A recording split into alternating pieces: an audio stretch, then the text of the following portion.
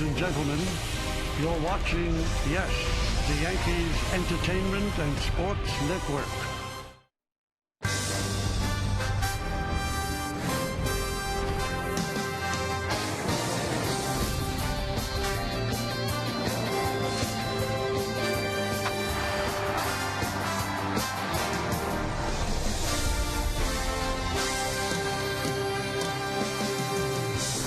This franchise has been around since 1903, and there have been some unbelievable moments. Another one today?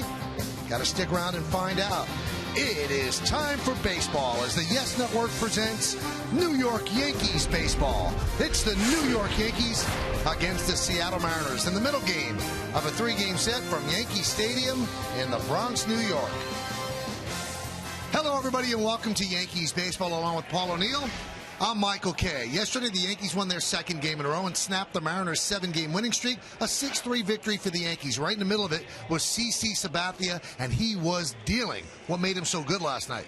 Well, we talked about he needed a bounce-back start. He came right from the bullpen with the best curveball he's had all year. And the left-handed hitters in Seattle just had no answer for it. As the game went on, he found a better two-seam fastball, but the left-handers and the right-handers were swinging on top of that curveball all night. It was amazing. A complete game for Sabathia. He gets the victory, his 11th of the year. Let's take a look at today's New York Lottery pitching matchup from the Yankee ace to the Mariner ace. Felix Hernandez will go for Seattle, 9-5, 2.79. Hiroki Kuroda's pitched very well for the Yankees, 10-7, 3.28. A couple of weeks ago, the Yankees saw the King Felix, in Seattle. How did he do, Paul? Well, he's a little bit different pitcher than he was. He's still a power pitcher. He's still an elite pitcher in the American League. And you see, he can still throw that fastball by you, but he has learned and has a better split finger than he had a few years ago. He's pitching at the top of his game. The one thing you do remember about that start, he hit Alex Rodriguez. He's been out ever since. Good time to get back at him here at home. Let's take a look at the numbers. He's 9-5, 2.79 ERA, 8th in Major League Baseball, 155 innings, second. Strikeouts 153, which is third, and he's tied for 11th in quality starts. This guy can pitch. Speaking of a guy who's been dealing, Hiroki Kuroda, you've got to see the splits on this guy. Started off slowly, ever since then, one of the best pitchers in baseball. We'll show you what we mean next on Yes.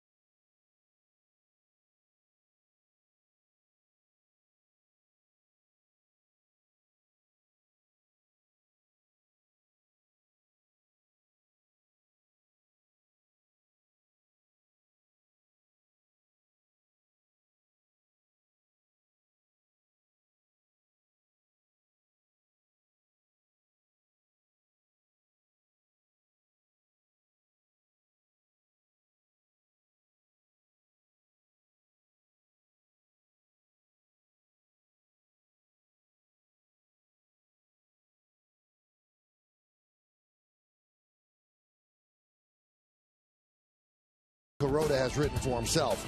First 9 games of the year, look at the numbers.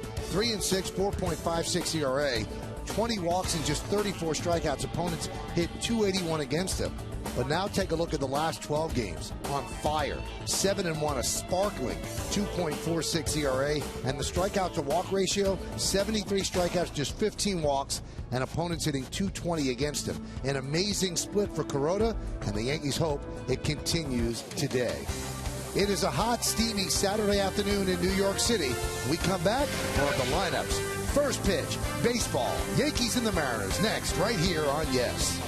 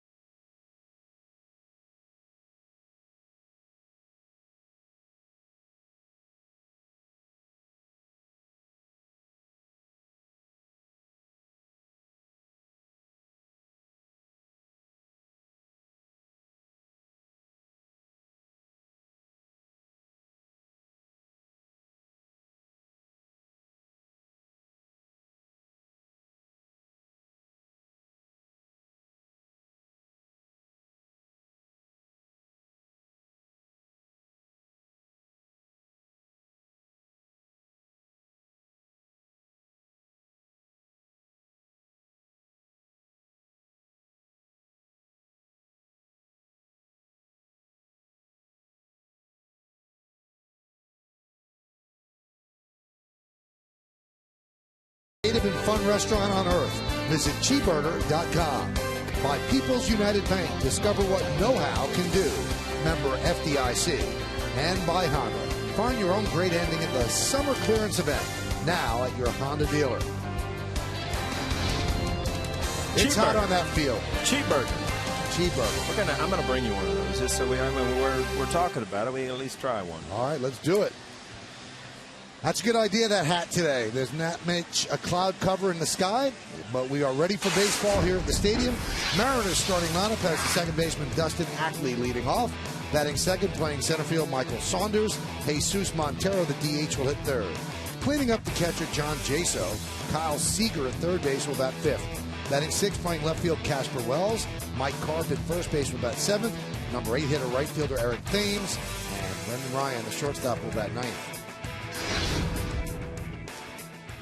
And the numbers on Kuroda. He's 10-7, and he has a 3.28 ERA, less than a hit per inning. Strikeout to walk ratio pretty good. 245 opponents batting average against. And let's look at the McDonald's pitcher scouting report, Paul. Daytime dominance, so he's 4-0 in daytime starts, and this is an impressive stat. He's 30 scoreless innings over that stretch. Top of his game, he's made 11 starts with at least 7 innings, 2 runs allowed. There's only one other pitcher that have done that, and he's facing him today, Felix Hernandez. And he's a homebody, kind of like you, Michael. 7-3 at home in 12 home starts. Only 3-4 on the road. Ackley takes a strike, and we are underway.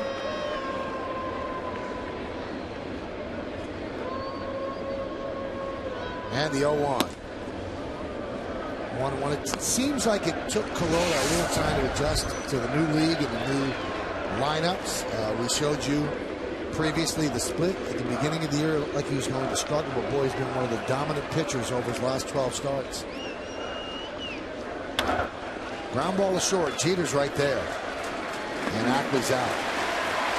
Why don't we take a look at the Yankee defense, brought to you by your Mercedes-Benz Tri-State dealer. Suzuki, Granderson, and Swisher left to right in the outfield. Chavez, Jeter, Cano, and Teixeira third to first. Russell Martin gets to start day game after a night game behind the plate. And Kuroda is on the mound.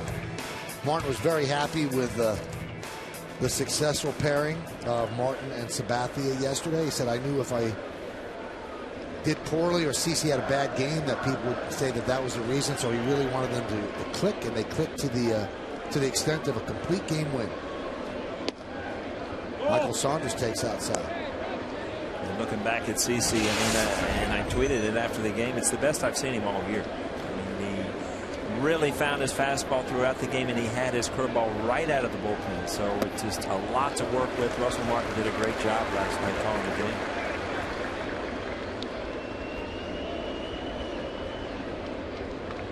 Talk about Kuroda's success and what he's done in the past couple months, and it's all about being able to pitch ahead. Early in the year, he was always behind in the count. He didn't get to the his strikeout counts where he could use his split finger, and to me, he's using his slider early in the count a lot more to throw strikes.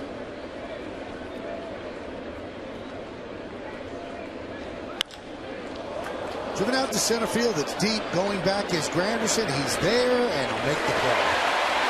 Saunders retired for the second out. Let's look at the game time weather presented by Bigelow Tea. Why don't we dispense? It's hot. It is hot. It's humid today. There's no doubt about it. And you saw Granderson on that fly ball continue to backpedal. Just shows you what the heat will do. The ball will carry today. Two good pitchers. Have to battle that to keep the ball in the ballpark. Nice use of that uniform top. The pitch is inside to Montero. Montero traded from the Yankees for Michael Pineda and Jose Campos. And has not been a good deal for the Yankees at this point. You have to evaluate it over the long haul. Pineda's shoulder has been surgically repaired. Campos has had some arm woes in the minors as well. Chopped to first. Teixeira right there. And a nice, easy 1-2-3 inning for Hiroki Kuroda as the Mariners go down in order. Seattle nothing. Yankees coming to bat.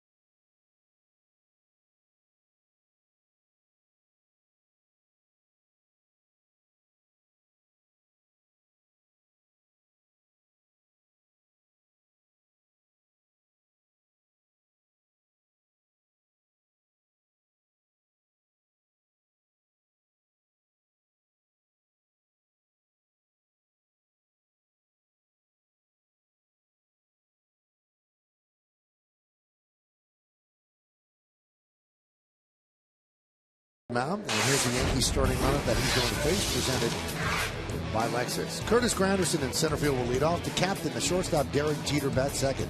Hitting third, the second baseman, Robinson Cano. Mark Teixeira's at first base. He'll clean up. If this looks familiar, same lineup from last night. Raul Ibanez will DH. He'll bat fifth. Batting sixth, playing right field, Nick Swisher. Eric Chavez, they wanted to see how he felt during batting practice. He's back in the lineup, playing third base, batting seventh, batting eighth, and playing left field. Ichiro Suzuki and Russell Martin will catch, and he will bat ninth. And here is former Cy Young Award winner Felix Hernandez. 23rd start, 9-5, 2.79 ERA. Great hits to innings ratio. 41 walks, 153 strikeouts. And let's take a look at the McDonald's pitcher's scouting report. Well, he's better than ever. He's a little different. He's learned a changeup that's been a strikeout pitch for him. Still a power pitcher, though. Averaging almost 9 strikeouts a game, which is a career high. And he's got their number. He's one of 2 major league pitchers to beat the Yankees in each of the last 4 seasons. David Price was the other one. All-time Mariner. You know, he leads or is second in almost every category. Starts, strikeouts, shutouts. So he and Randy Johnson are on the top of the list for Seattle pitchers. Granderson hits it right into the teeth of the shift. That should have been a single, but Ackley was in short right field to retire Granderson. We've seen Ackley even last night make some plays, and it's just not a shift, it's a deep shift. That's short right field. It's kind of like the softball thing where you can kind of move an outfielder to left center or right center.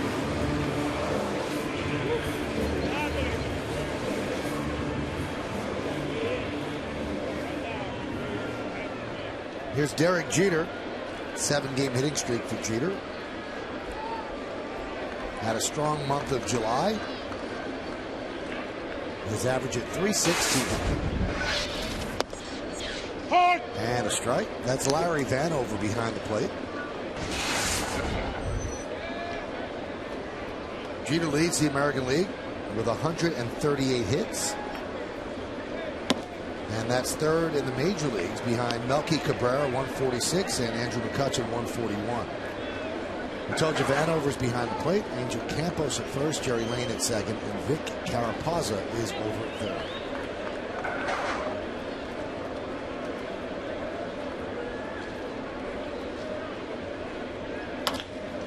Grounded to third. Seager gets Jeter for the second out. Let's check out the Mariners defense, brought to you by your Mercedes-Benz Tri-State dealer. Wells, Saunders, and Thames left to right in the outfield. Seager, Ryan, Ackley, and Karp third to first. John Jaso behind the plate, and Hernandez is on the mound.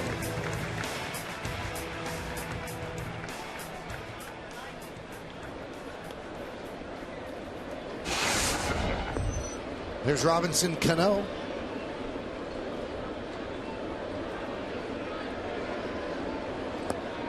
Bobby Cano, one of the few guys in the Yankees lineup to have success against King Felix.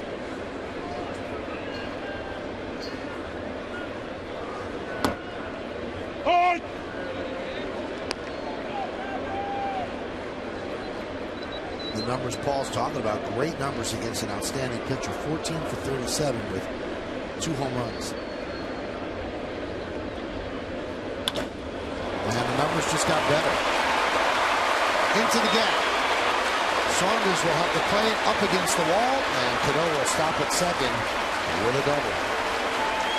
Oh, what a way to start the day, Michael. As a hitter, you go up, you're facing a premier pitcher, you see a ball away, and you drive it away. You don't try to pull it. You see he just stays on that ball so long. Strong enough now at this stage in his career to just drive it out to the wall in left center field. Great swing, great player.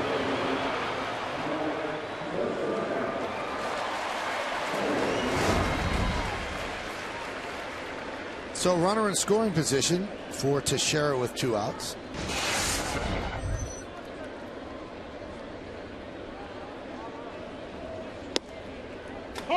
Strike.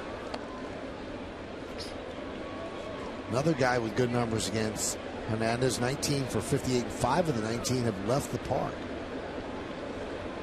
See Felix Hernandez, I mean, he's low 90s now. I guess he can get up to 94, but you remember 3-4 years ago he was mid to upper 90s, so he has changed a little bit. Still has a great, and there it is right there, his changeup. It has tremendous movement, and it's not a true changeup because he doesn't take that much off of his fastball, but he gets a lot of movement with it.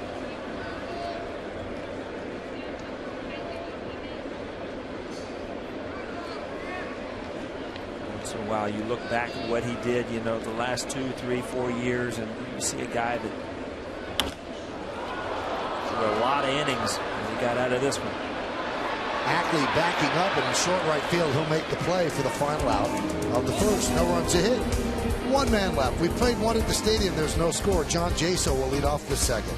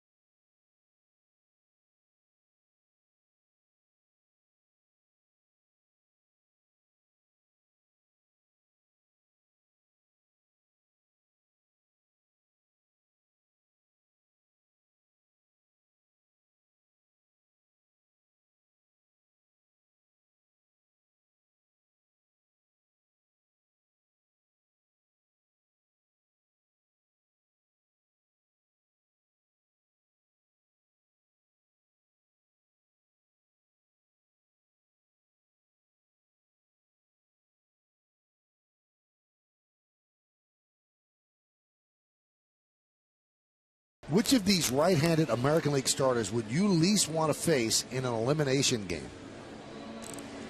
Would it be Zach Greinke of the Angels, Felix Hernandez of the Mariners, Jake Peavy of the White Sox, Justin Verlander of the Tigers, or Jared Weaver of the Angels? I'm going 4, Michael. I think I'm going 4 too. You can text your vote at 42951. Standard text messaging rates apply. Verlander could just overpower you. Yeah, if he has one of those nights where, he's in that. See that, Michael? They're texting 4 right now. They heard you. They got the transistors on from the old days. It's amazing how texting comes into play and everything. Baseball games, dinner with the kids. Every time I look around, somebody's texting. It's great because you really don't have to talk to people. That's right. Are we going to text a telecast one of these days? You know what? We might.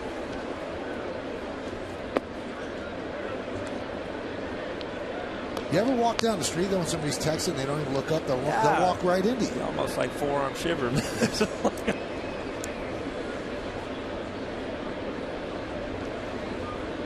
heard about my driving thing. I got to keep my eyes on the road. I can't be looking at people. Jaso lines one to right field. It's a base hit. One hop up against the wall. Swisher comes up throwing. And Jaso's in there with a leadoff double in the second. Well, you like as a manager, Jaso is one of the few guys in this lineup, numbers-wise, that has hit the ball pretty much all year. And, you see this ball, the fastball down, drives it in there. Early in the game, you've got to test an outfielder. Nick Swisher gets a good care of him. If the ball is on target, it's a close play, but you've got to make them throw you out.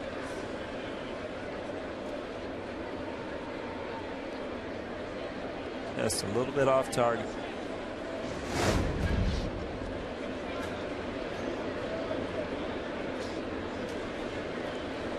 Jaso's done a good job catching King Felix this year. He's 5-0 with him. Seager does his job. Moves Jaso to third. 1 out.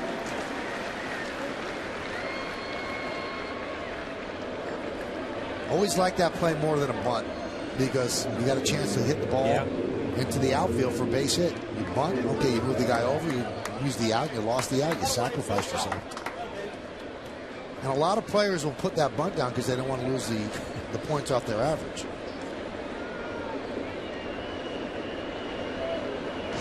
So runner at third, and the Yankees bring the infield in early with Casper Wells at the plate.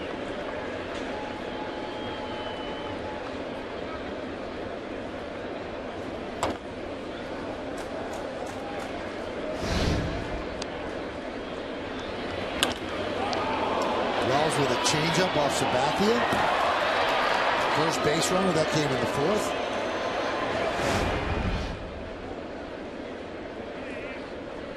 You'll see young hitters, they have such a tendency to get behind in the count here. Then you start to put pressure on yourself just to get the guy in from third. Good move by Girardi to put the pressure on a young hitter.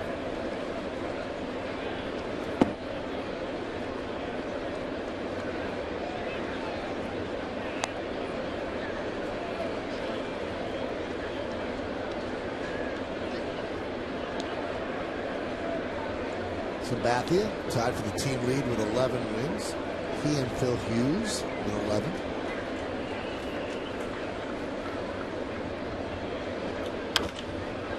Popped up. That's not going to get a run in. Jeter makes the play for the second out. Eric Wedge, the Mariner manager, had this to say about CC last night. CC was outstanding, as good as I've seen him. He had everything working. I think he beats anybody tonight with what he was throwing out there. We parked that, put that away, and come out here ready to win a ball game tomorrow.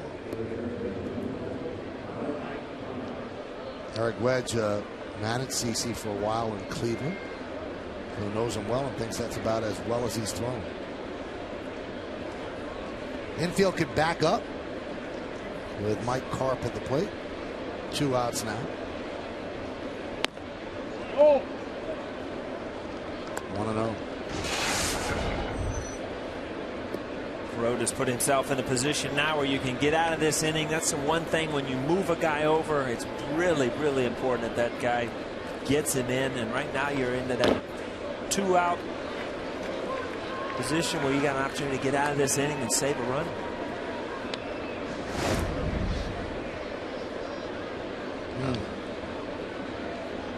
Found the unprotected area. Got him right on the shoulder. A wake-up call early if you're a catcher, huh? Make sure you know where you are.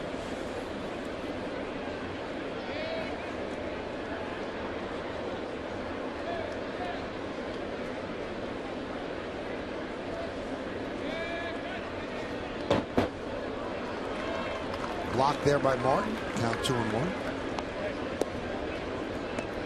Job by Martin. Obviously with a man on third, nothing can get by you. This ball hits in front of the plate. See, good job down here. Immediately taken off there. Get a read as you go down the line.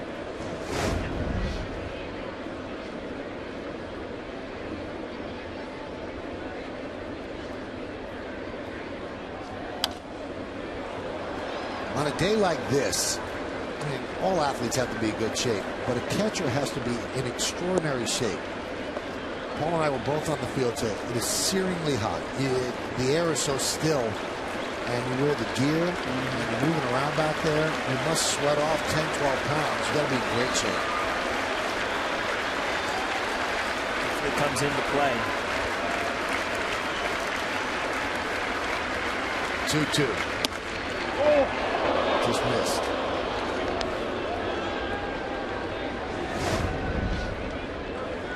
Again, a good pitch. You could get a swing and a pop up there, or you're setting up that inside, the outside pitch, or that split finger away.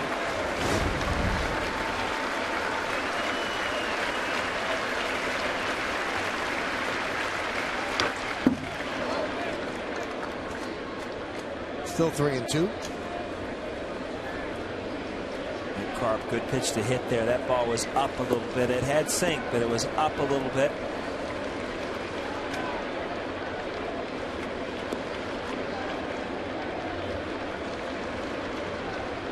You really can't get in a hurry as a pitcher. You can't throw a pitch that he can handle here because you do have a base open and you do have 2 outs. And that one is laced into left field for a base hit. So Mike Carp picks up a ribby, and Seattle leads 1-0.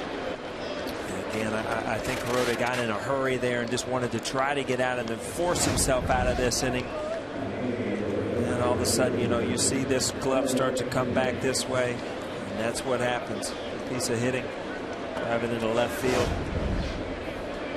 Big pickup for the Seattle Mariners to get ahead early in this game with their ace on the mound.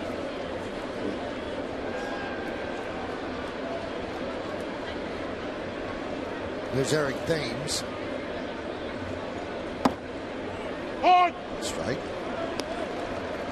That is the first run that Kuroda has given up in 31 2/3 innings of day game baseball.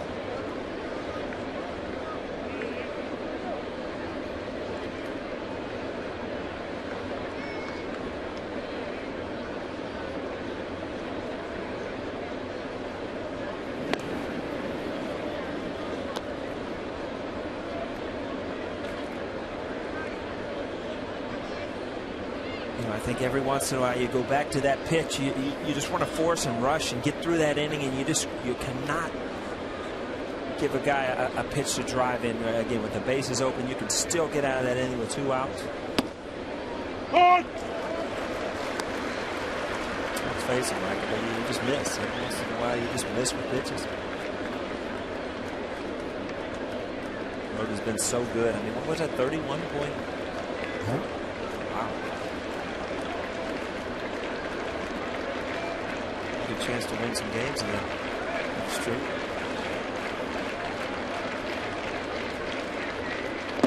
Seems like he'd be the perfect Cub. A lot more day game starts. Yeah, that's right. I was trying to figure out where you're going with it. The only problem is if you're a Cub, you're in last place. Don't know if you want to pitch.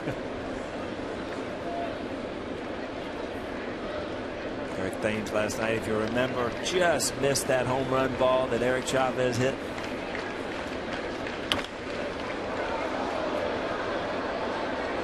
Had a laugh in the dugout because before he came up to the plate, Chavez had said to Mark Teixeira, he goes, "How come I never get into those cheap Yankee Stadium home runs? All of my home runs would be home runs anywhere."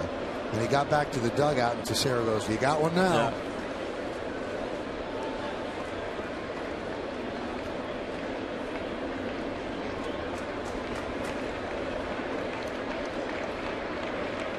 Runner goes, swung and missed. And that'll do it here in the second. 1 run, 2 hits, no errors, 1 man left. We go to the bottom of the second inning. Raul Ibanez will lead off. Mariners 1-0.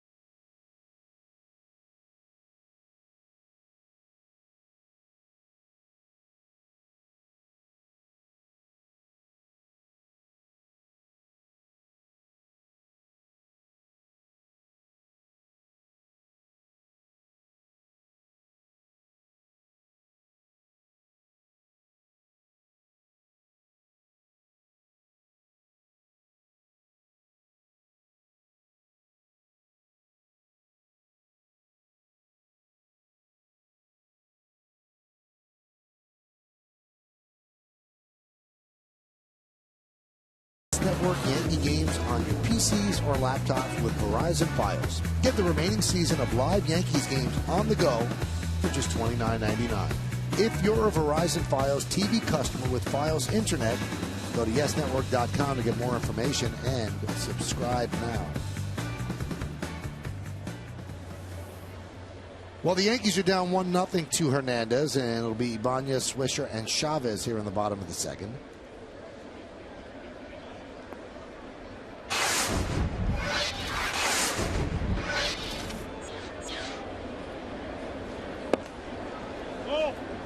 You look up at the board in right center, and this is the only 1 o'clock start in baseball. And there's only one 4:05 start, and that's Toronto at Oakland. So that would be 1:05 on the West Coast. Everything else is at night.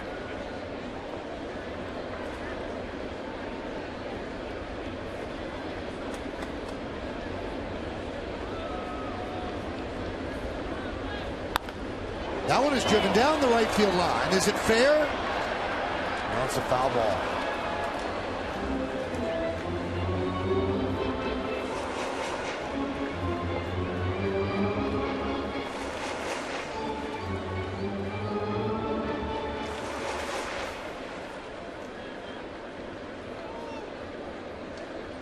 When you're facing a premier pitcher, it seems like every time you look up, you're in a 2-strike count. You give him an opportunity to throw that nasty changeup.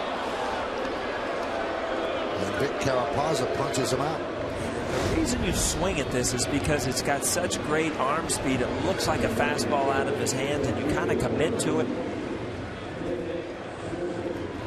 He might have held up more. I'm always on the hitter's side, Michael. I always think they held up. Let's see. I don't know. I've seen a lot worse than that call checks.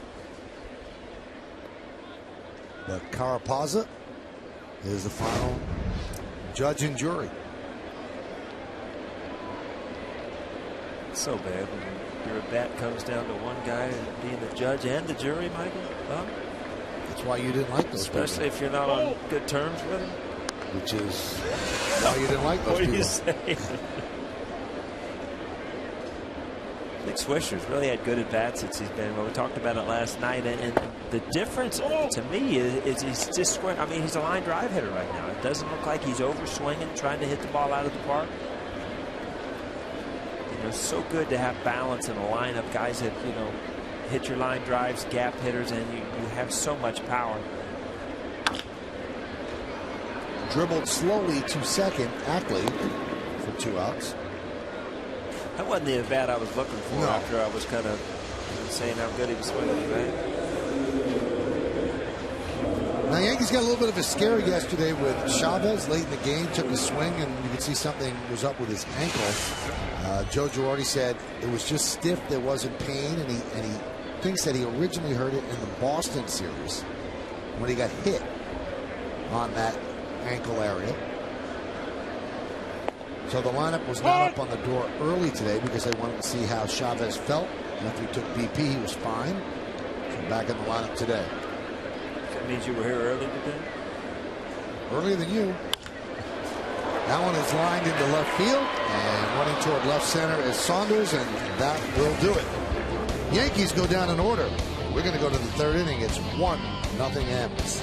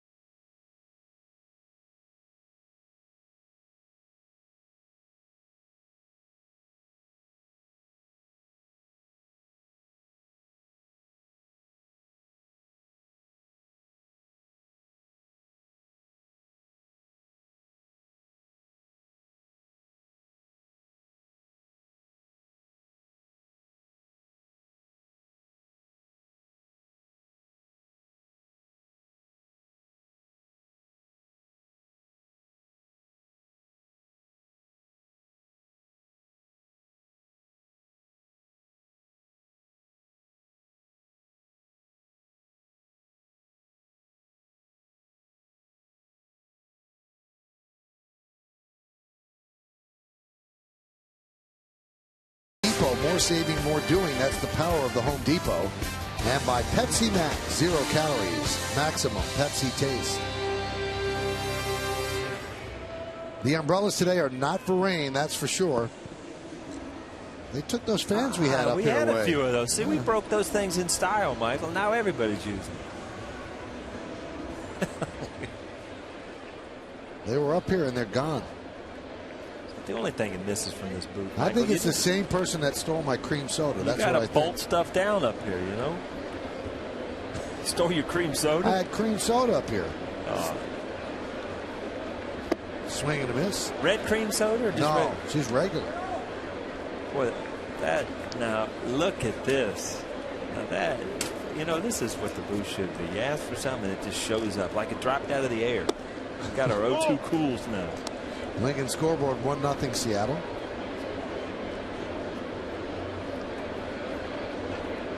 My battery's not working.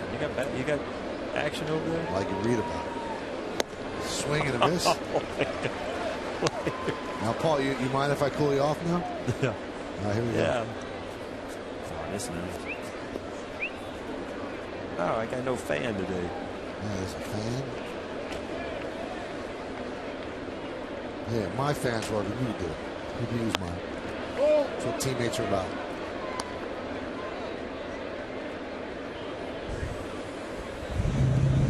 That's the sound of Paul's fan.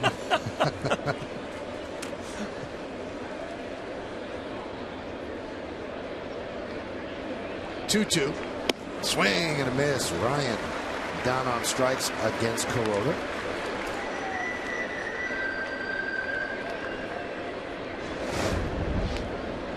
Again, the ball's kind of up. Tricked him. Ryan, we talked about how good he is defensively, but offensively this year he's struggled. And when you start swinging the balls up out of the strike zone, it's going to make it tougher.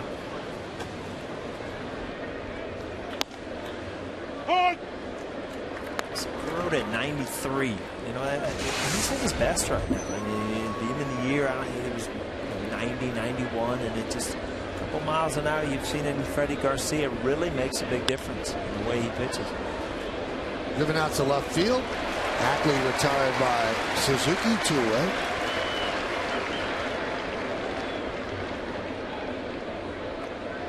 Ackley hit that home run late off CC in the 9th yesterday, and I tell you what, it really showed what kind of power he had. The ball ended up way up in the bleachers there, and only hit he gave up to lefties all night. CC was dominating against the lefties.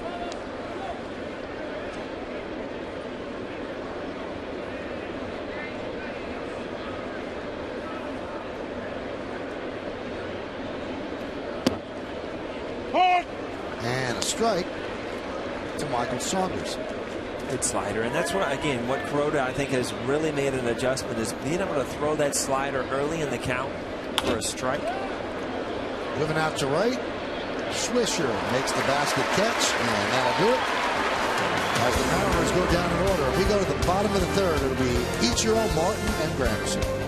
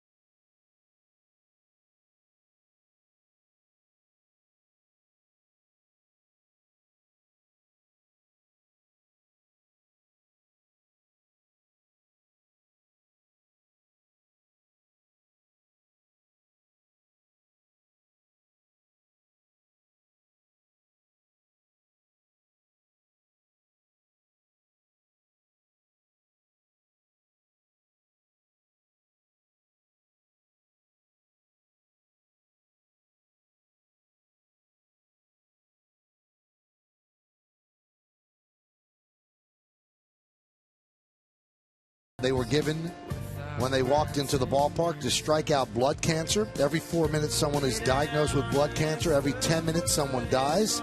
And blood cancer is the second leading cause of all cancer deaths in the United States and kills more children than any other disease. And many of these deaths can be prevented. In fact, your bone marrow could be the key to providing a cancer patient a new chance at life. All you have to do is get swabbed and signed up. And that's what happened today. Chief Inspection Officer for DKMS, Katharina Harf, was here supervising, and it's a great thing that the Yankees are involved in. So get swabbed and get into the donor base. We go to the bottom of the third as Ichiro Suzuki takes a pitch high on the Lincoln scoreboard. It's 1-0 Seattle. Suzuki with a 10-game hitting streak. Grounded foul. Talked with Kevin Long, the Yankee batting coach, before the game, and he said there are some players that can't make contact at will. He said that's why you see players have strikeouts, a lot of strikeouts. He said Ichiro and Robinson Go can hit the ball wherever it's pitched. Doesn't matter, no matter how fast it is, no matter what kind of curve. They can always put bat to ball. He said that's a skill.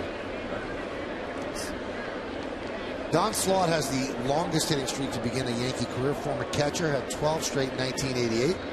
Then Mariano Duncan and Everett Scott had 11-game streaks. And now Ichiro has an 11-game streak off the glove of the diving Carp.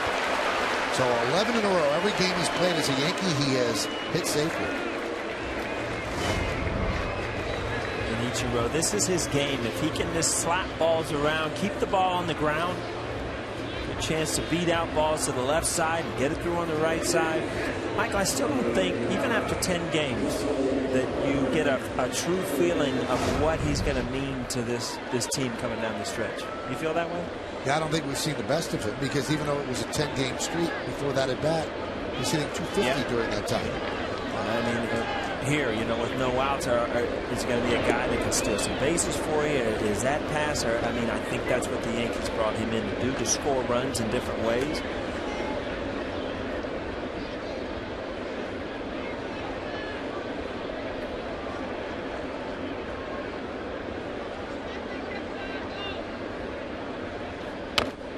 Martin fouls it off. Power pitchers, King Felix included, are, you know, good guys to steal bases. Tons of movement, hard throwers, slow deliveries. And you pitch a change-up count where that ball's going to be down in the dirt. It makes it really hard for Jaso to try to get a good throw off.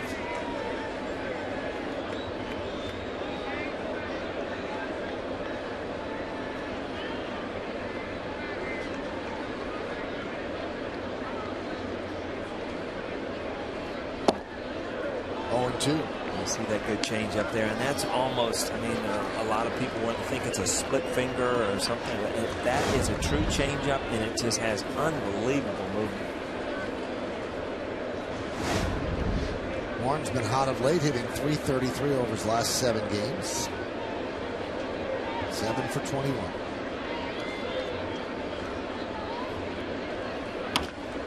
Grounded to third. This could be 2. There's 1 on the first, around the horn, 5-4-3 double play.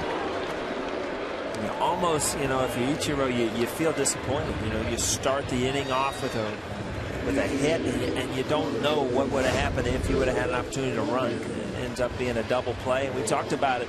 The Seattle Mariners defensively are very sound, and these are the things that happen. Felix is going to tell them where to go, to first, to second. Yeah.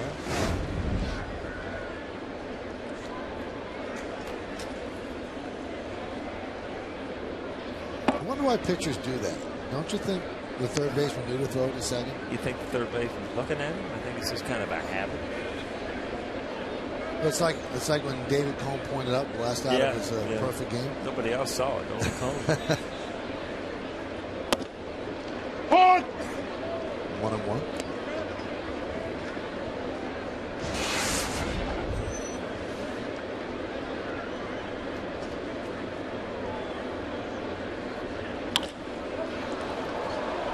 Popped up, shallow center field. A long run, but Saunders makes the play for the final out of the third inning. No runs a hit, no errors, nobody left. Hernandez helps out. Hey, it's a pop-up. I got it. 1-0. We go to the fourth. Seattle leads.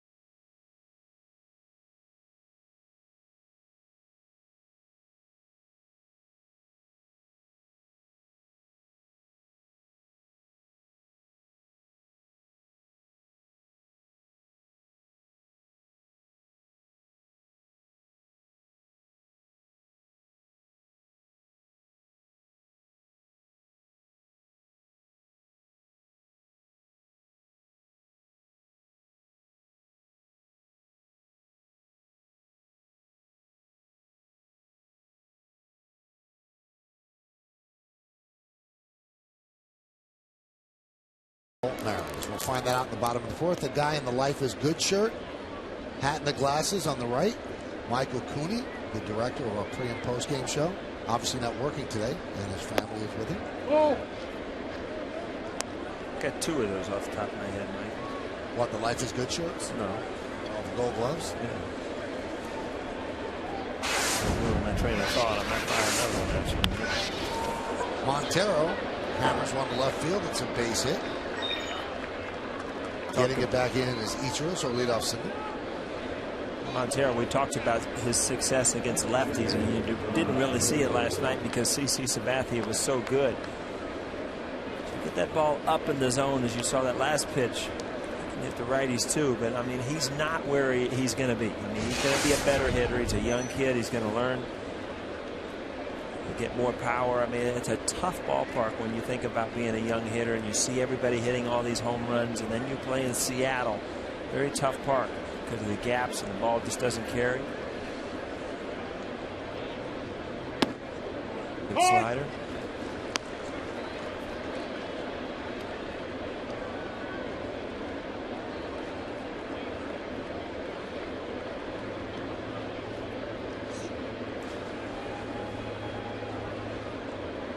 Kind of forget, as good as Sabathia was last night, that this team came in with a 7-game winning streak, averaging 10 some point something hits a game. So that they came in playing as well as they've played all year. All of a sudden you see a couple mistakes by Kuroda, and you're starting to see base runners. So Eric Wedge did a great thing, talking to his team, telling them, hey, this was a great pitcher, shut us down. Don't forget where we've been in the past week. Let's get back to it tomorrow.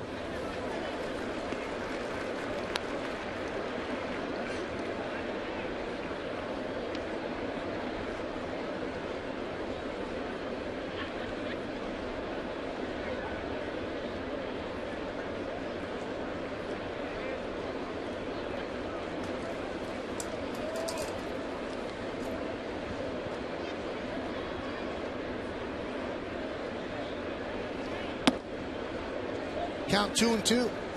Mike, we talked about it a little bit yesterday, not even before the game at Montero. I mean, he was a catcher. Was he ever going to be able to catch? But if you look at this lineup, I mean, Jaso, one of their better hitters, Olivo, who caught last night, so he's not going to have an opportunity to catch there. Either you're going to have to play some first base, or you're just going to be a DH from day one. Oh, what a play by Teixeira in self-defense, and he makes a double play. Wow, you can't hit the ball much harder than that. Absolutely, and in a day game, you get a late read on that, and you see Mark Teixeira, especially with sunglasses on. It's very hard to. I mean, it does cut down the glare, but very hard to pick up a ball hit that hard out of the seats, out of the shirts.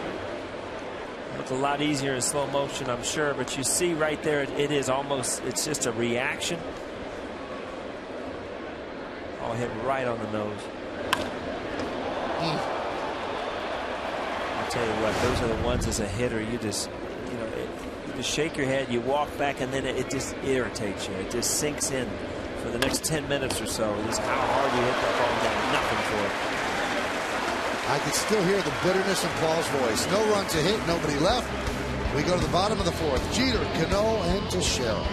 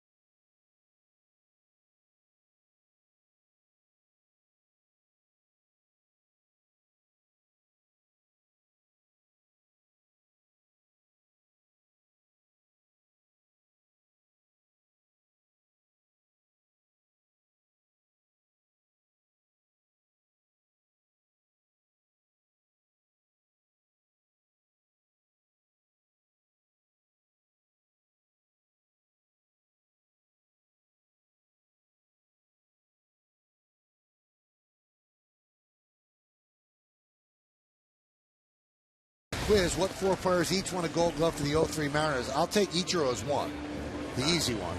Who else you have? Griffey. All right, let's see. Olroot, Boone, Ichiro, and Cameron. If you keep guessing Griffey, you just got to throw Griffey out there every time, don't you?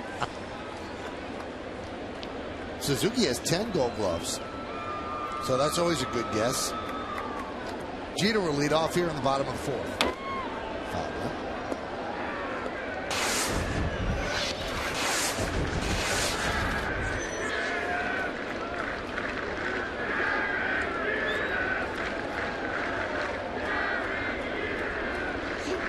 Yankees have gone 21 straight games at home with a home run for a total of 42 home runs, and the team record is 23 straight games, which was set back in 1963.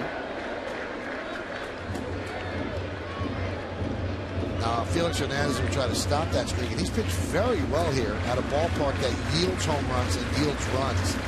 And Paul, he has the 3-1 record with a 1.47 ERA in this ballpark. That's really outstanding.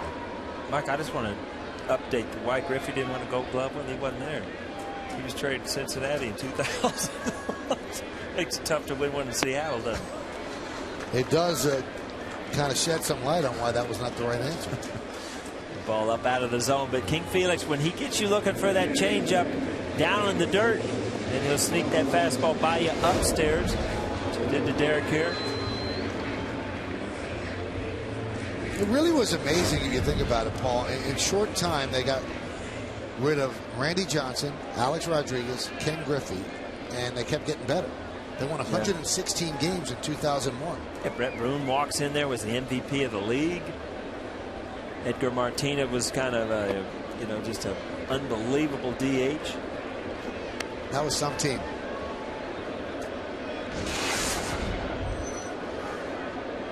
Now, this is induction weekend in the NFL Hall of Fame. And I think a great test case for what a DH is viewed as is going to be when Edgar Martinez either gets in or doesn't get in, because I don't think there's ever been a better full-time DH.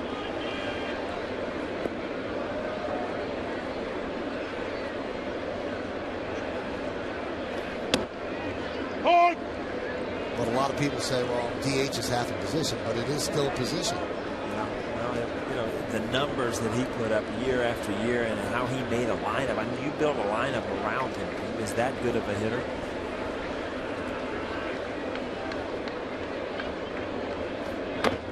He was the reason, and you were there, Paul, that the Yankees lost in '95, because when he hit the grand slam in Game 4 against John Wetland, that kind of scared Buck Showalter off of using Wetland in Game 5, and he didn't know what he had in Mo yet, so he used Jack McDowell to try to close the game.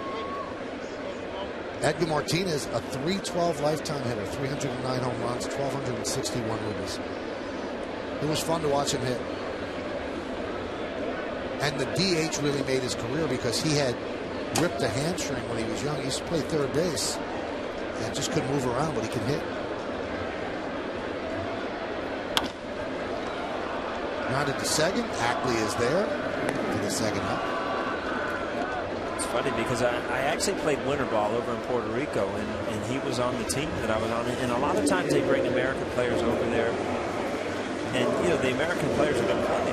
And he was a young kid from Puerto Rico that, you know, was kind of on the team but didn't even play. And you watch him in batting practice and think to yourself, how can this guy not play over here? You know, years later, here he is, an all-star over in Major League Baseball. He was always a good hitter.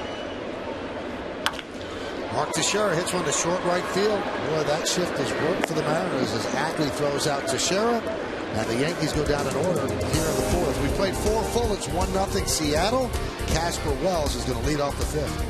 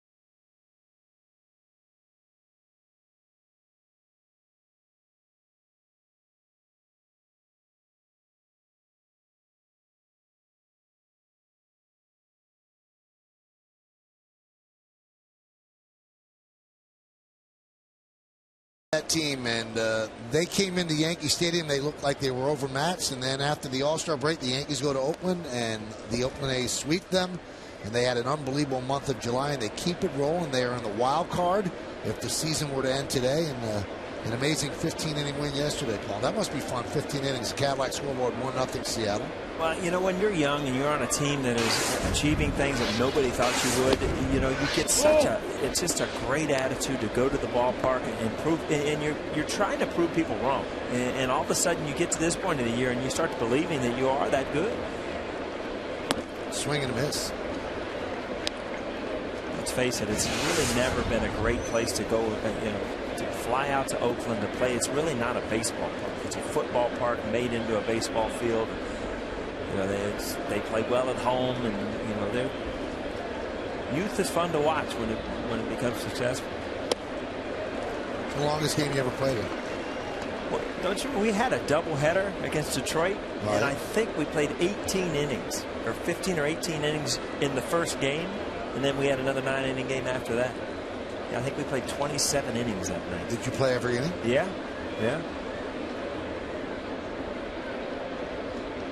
Swing and a miss. Wells down on strikes.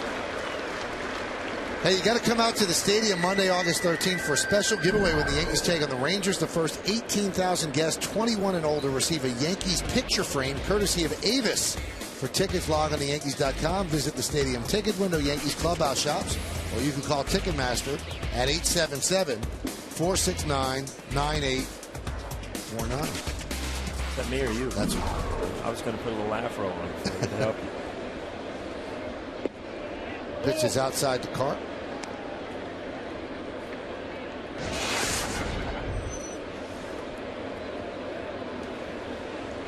Mike Carp, big RBI single with 2 outs. Only run been scored today. Just got a tweet from one of our viewers, Paul. People want a little Frank and Mary update. Anything going on? Frank and Mary are out of town. We're on our own tonight. Yeah, vacationing down in Florida. Birthday went well. Now, how do they leave for Florida when they know the O'Neills are in town? How's that possible? You know, that's kind of just. You know what? Every once in a while, I ask Frankie the same thing. I'm just, every time I turn around, you're going to Florida. Man. Do you ever work? I said, no, my wife does.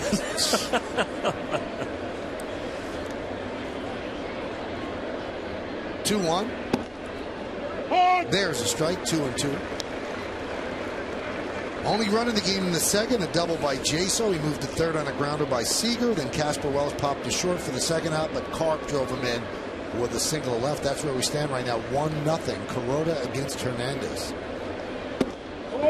Missed outside. Only this day and age, Michael, can you get updates on Frank and Mary by Twitter? Huh? It's amazing. Yeah. Do they realize how big they've become? I don't know.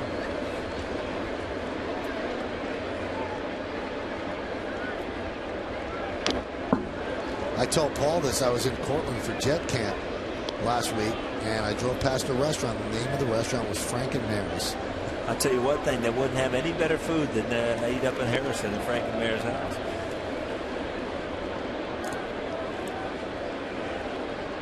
The 3-2.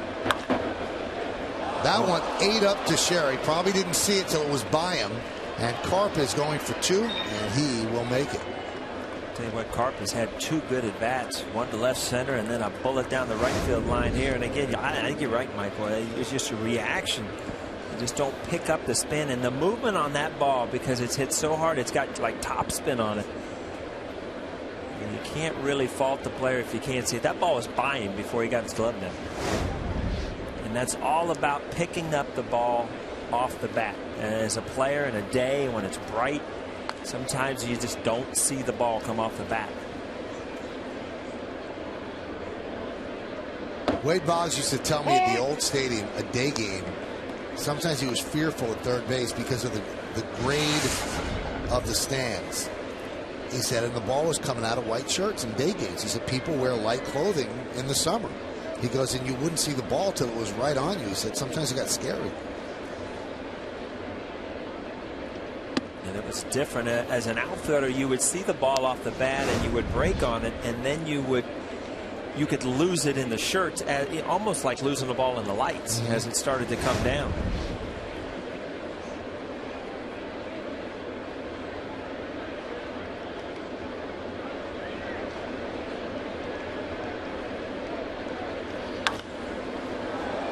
Fouled away. It's a pitch Thames. I mean, he's been tied up yesterday with CeCe, and you could see a lefty can run a ball in on you, especially when he's showing you that good curveball. But this is a pitch that he needs to handle. All right down the middle of the plate, fastball. Talked a little yesterday about his new kind of weight regimen to try to lean out a little bit, and still strong guy when he gets the bat head up.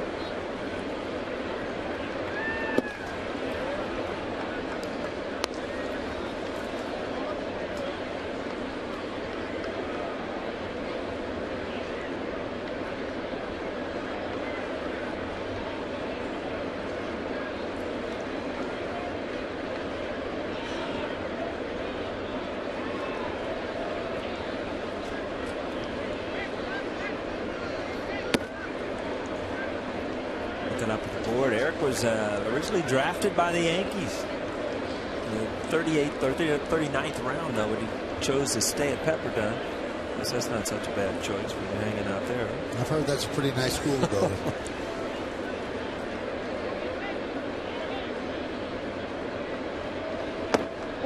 Strike three. Thames now looking.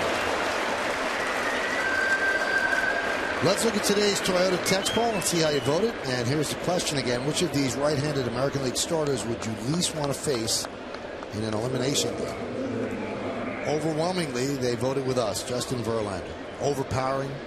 Almost unhittable at times. Everybody else is pretty good second. And that bodes well for California, that 2 of the 5 pitch for the Angels. And dating myself, California Angels, LA Angels of Anaheim. I did that series, Michael. I must have done that 10 times in that series. That's just what you know.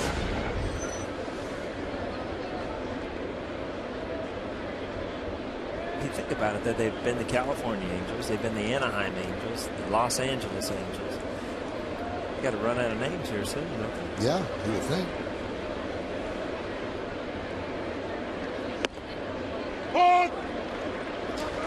And, you know, for those that aren't familiar with Southern Cal geography, Anaheim is not L.A. It's not in L.A. No. It's far from, you can't even see the skyline of L.A. from Anaheim. It's a long ride away. It's Disneyland. It's, you know, we just stayed right there by Disneyland. But Artie Moreno, the owner of the Angels, felt that it was better branding for his team to be called the L.A. Angels.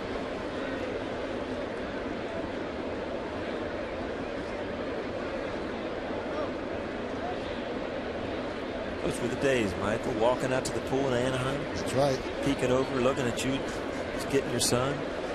That's a little scary.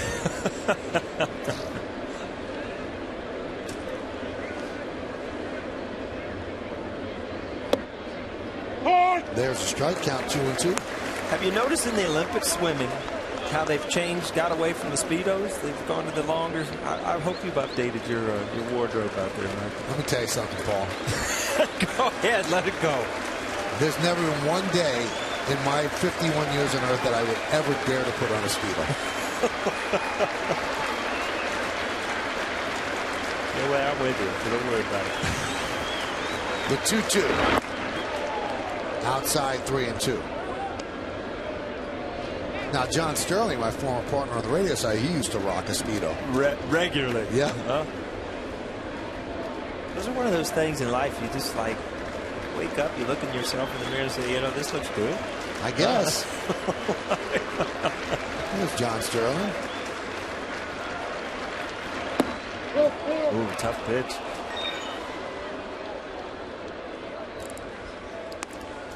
So first and second, 2 outs, top of the 5th inning. It's 1-0 Seattle.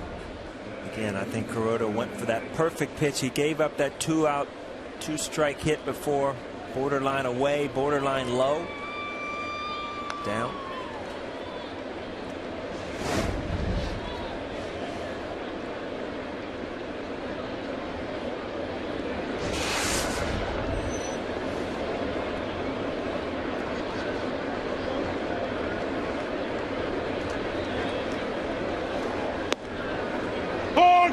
There's a strike to Dustin Ackley. Ackley is grounded to short and flied out to left.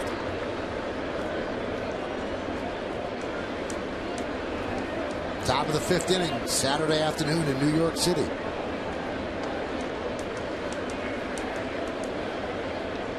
It's a big spot in the game with Hernandez on the mound. You don't want to give up too many more. So he's got to bear down and get Ackley here. It's kind of what we advertise. 2 good pitchers are kind of at their best this time of the year, both pitching good games.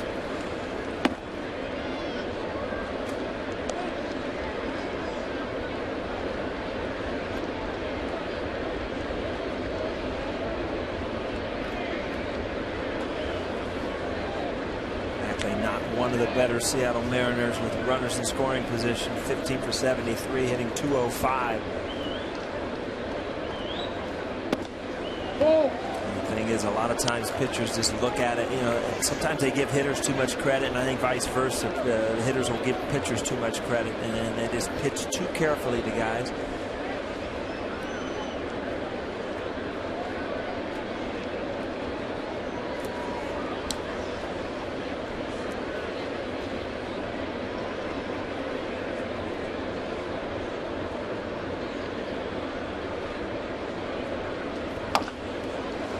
And Kuroda will work out of trouble as Cano gets the ball to Teixeira, and that will do it. No runs a hit and 2 men left. We're halfway through. Yankees down 1-0. Ibanez will lead it off.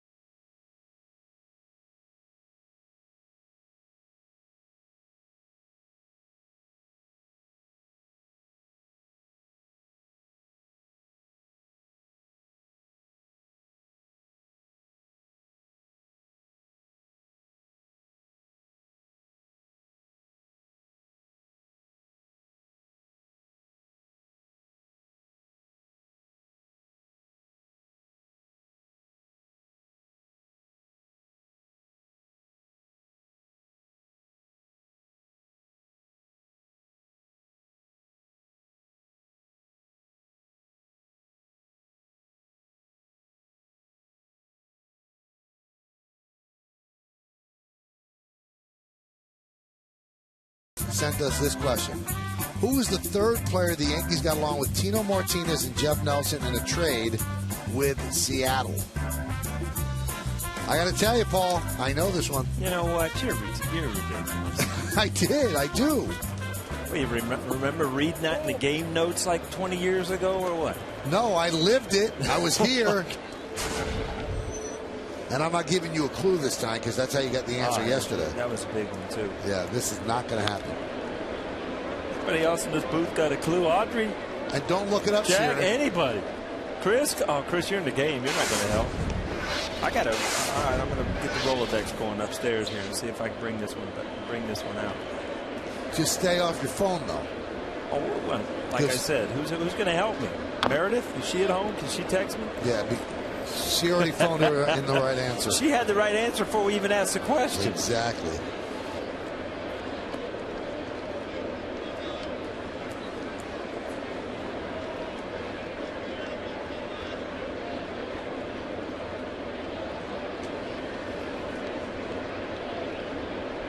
One, 2. 2-2.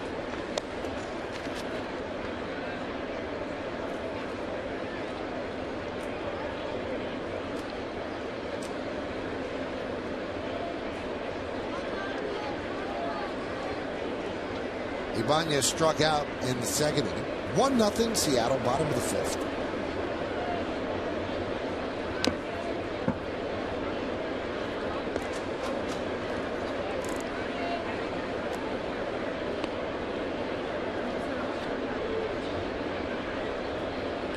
Last time Ibanez got to this count and he swung at that ball in the dirt, and a lot of times as catchers you'll either go back to it or you'll get a fastball up in the zone, try to get that fastball by him, because as a hitter you remember what you struck out on, so you start to in the back of your mind look for that off-speed pitch again. Tried to sneak the fastball by him. Ibanez fouled it off. And it almost becomes a situation, what side's going to outthink themselves? So Hernandez got him on an off-speed pitch last time, so he's thinking that again, so I'll throw him a fastball. Maybe if he'd gone with the off-speed pitch, he would have gotten him again. Well, that's the pitch he struck out on right there. And, you in the back of your mind, you remember it. But now you're in a 3-2 thing. And the thing about Hernandez, though, is he's got a good enough fastball. If anything else is on your mind, he'll throw it right by you. And that's the thing as a hitter. I always believe that you have to hit off the fastball. You look fastball, and you adjust to everything else.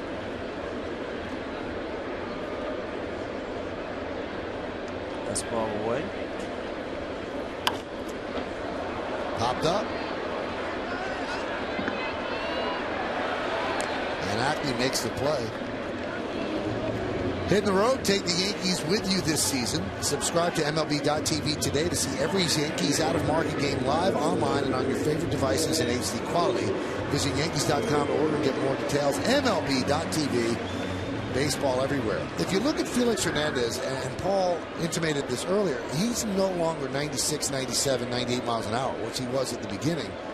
But still somehow he remains dominant because he's become a pitcher. He's much better as a pitcher, and he's got a changeup, and he throws his breaking ball, and he spots his fastball better. And when you're 97, you throw the ball by people, and you don't rely on setting up pitches and things like that. He's gotten older. He's had a couple years where he's thrown 240, 250 innings, and pitchers get worn down, and you lose a couple miles an hour. But he has not.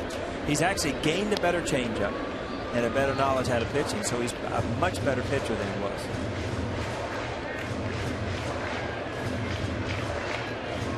This copyrighted telecast is presented by authority of the New York Yankees and may not be reproduced or retransmitted in any form. The accounts and descriptions of this game may not be disseminated without the express written consent of the New York Yankees.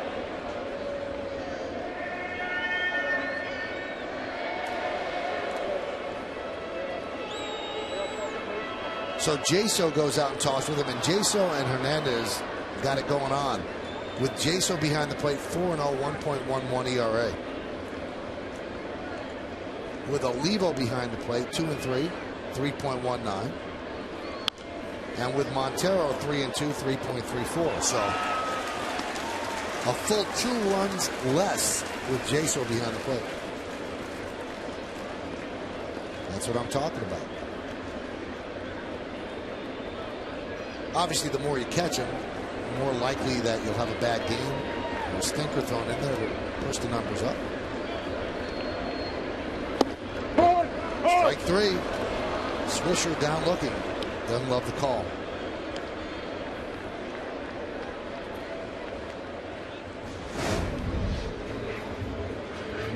Again, you overthink sometimes on the outside corner if they hit the outside corner, but it's 93 right at the knees.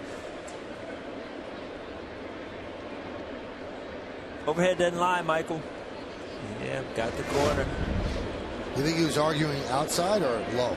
Well, I think as a hitter, you just kind of sit there and just think, I had an at bat. I really never got into it, and you just want to make sure that you still know where that is. You might ask the umpire, where was that pitch? If he tells you on the corner or just off the corner, then you feel better about going back and knowing you still understand the strike zone. It's funny how sometimes when your mechanics go, you lose out. You lose where the strike zone is. And you start pulling off pitches, that ball away seems like it's in the other batter's box. And when everything's going well, you can tell a ball in strike is here.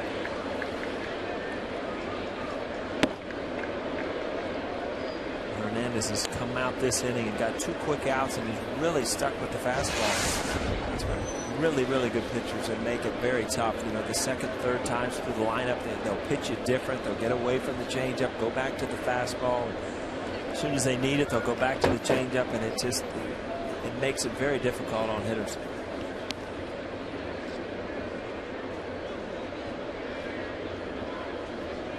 You talked about what he's become as a pitcher, and you look back. I mean, he used to pitch in deep counts, a lot of strikeouts, a lot of walks. He's really gotten away from that. Pitches ahead now, doesn't walk a lot of people. It's a tough one to catch there. That ball That's about a 45. That'd have been a strike in Little League, Michael. 45 feet. Once in a while, you just overthrow this. Just kind of long darted. So Chavez has worked the count 3-2.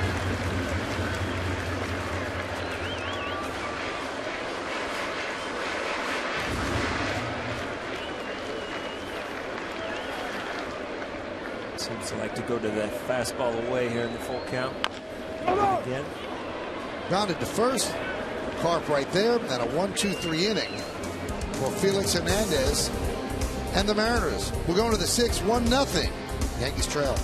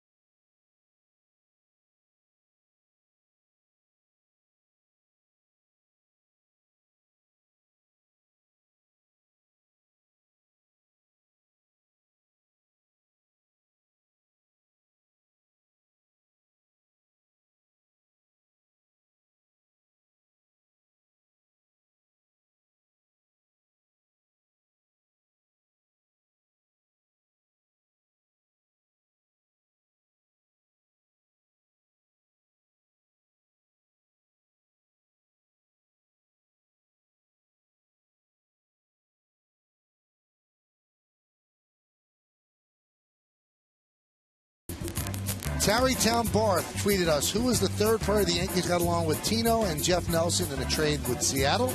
I know this. I was trying to make it seem hard. All right, let's see what you got. You have Jim Mercier.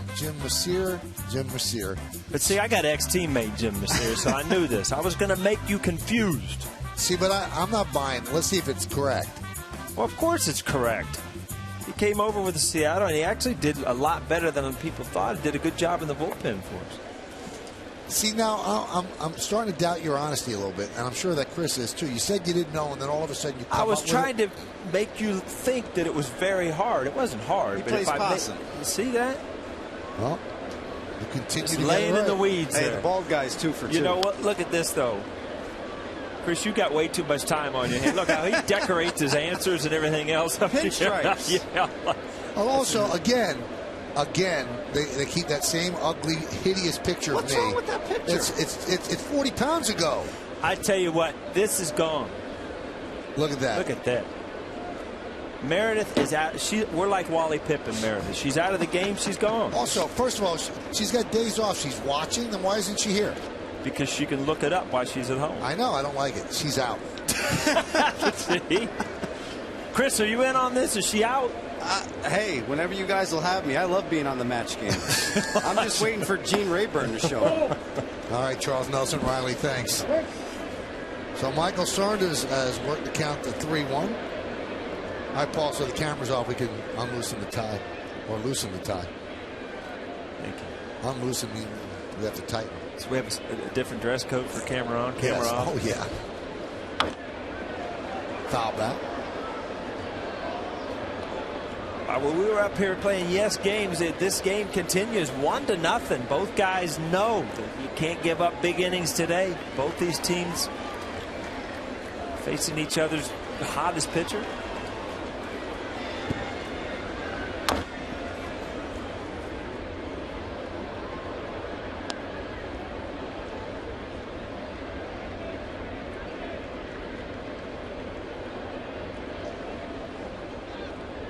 like I'm in a wrestling match up here. Audrey like clips these things on the back of your tie, and you can't even get the headphones are coming off everything. 3-2. Sky to center field. Granderson makes the play. Got a game tomorrow. Tomorrow's starting pitchers brought to you by Verizon Fios. Introducing Verizon Fios Quantum Speed. Internet twice as fast as anything America's ever seen. Iwakuma 2-2, 4.10 against Garcia, 4-5, 5.10. Coverage will begin at 12:30 p.m. with the pregame show right here on Yes, and 107 should be the first pitch. Alex Rodriguez has been working out a lot, and Joe Girardi explained what Alex is doing. He's doing everything that he can without involving that left wrist and hand. And he's swinging the bat right-handed so that when he has to go, that he could use his left hand, then he'll be only a couple of days away from getting back. Well, he was one of the few guys, when you looked up, he was running wind sprints when I showed up today, and you knew what it was like on the field. So, you know, he is getting his work. In case the Jets call, he is getting a little work there. Now you see him with that football. He was an outstanding quarterback in high school in Miami, where a lot of people thought that he could actually play professionally. That's why he wears number 13, because his idol growing up was Dan Marino. And he's got a great arm. He had a great arm from short and still from third, so he can throw it. Boy, that was an era down in Miami. If you were a football player, how could you not be a Dan Marino fan?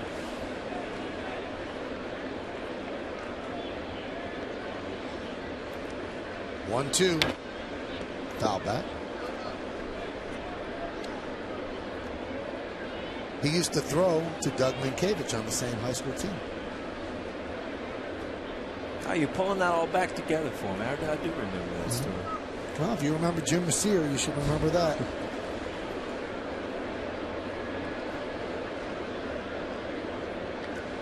The 1-2. Punched out toward right field. And it's a base hit. Boy, you couldn't have thrown it any better. A base hit for Montero, his second of the day. And that bat will never see another major league game. Shattered. Died a hero, though, knocking it out to right field. Right off the end of the bat. Good pitch. Robbie does everything he can just to be, even if he does stop it, there's no way to turn around and throw.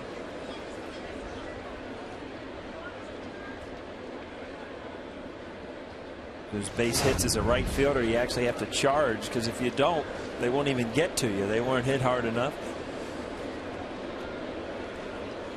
So Jaso has hit the ball hard twice, a double, and then he lined into a double play at first base. And that one he laces in the left center field. That's a base hit. Curtis Granderson throws into second. Jaso has a single, moving to third as Montero. Montero did a good job there. You know, this was when you're out running from first base, you pick up the center fielder on this play, and you don't even use your third base coach.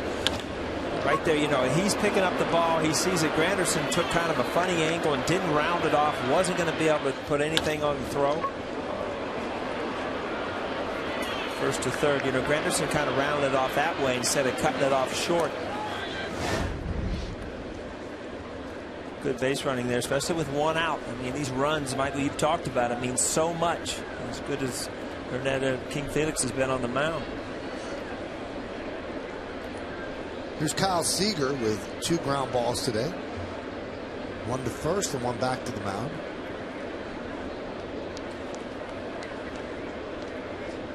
Well, we talked about that move. That we can't use it next year, right? So they're getting their money's worth this year. Yeah. The Jeff Nelson.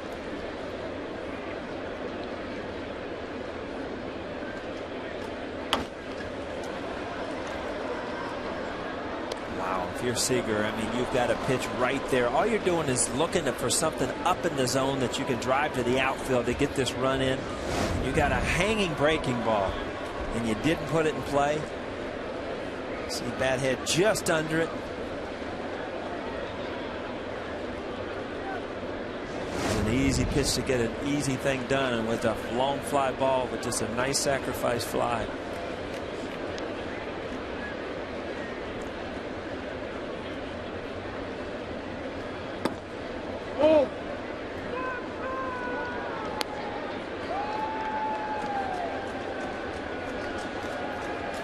Peter Kuroda here. You're 1-1, and you're still in your mind. You're thinking double play. Let's get a double play, get a good pitch. And then if you get into that 2-strike count, all of a sudden it changes. You go away from the double play ball and you try to get that strikeout where you can get try to get out of this inning by yourself.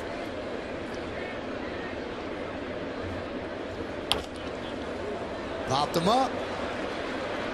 That will not score a run as Jeter makes the play for the second out.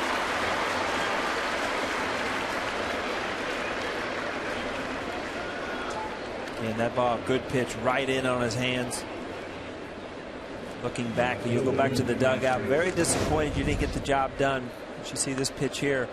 That's a good pitch. But the pitch that you think about is that hanging breaking ball. The one he started the count off with.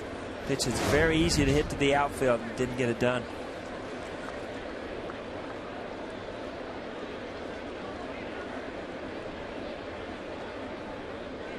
Kuroda's been in this situation a couple times today. A couple times he's got out of it. One time he gave up that big 2-out hit. That's why he's down 1-0 as we speak. So here we go again. And a nice pitch. Strike on the outside corner to Wells. Again, that slider early in the count. You know, most hitters go up there looking dead fastball early in the count. And if you can throw just a good mediocre slider for a strike, a lot of times you can get away with it without even a swing.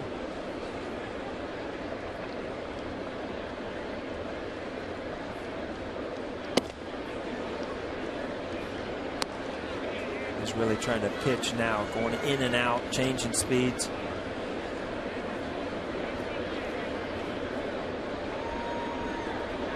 Casper, well, you saw that ball in off the plate yesterday. You remember that fastball away from CC Sabathia, ended up in the bullpen. So that's the pitch that looks like he can handle. So you want to throw him off speed away, and you want to throw him hard stuff in.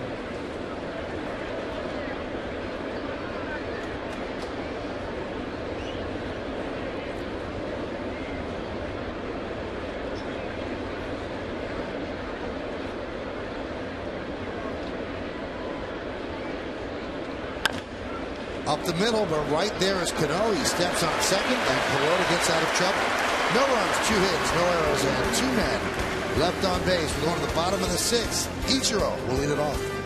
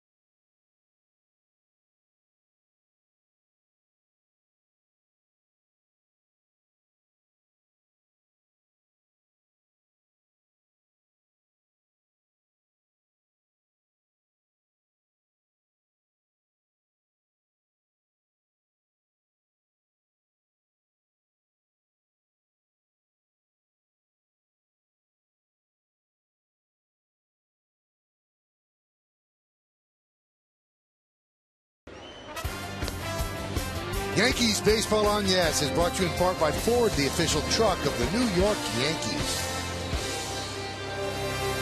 All right, sometimes it plays out just the way you thought. 2 outstanding pitchers going at each other, and it's Hernandez against Kuroda. It's a 1-0 game as Seattle leads.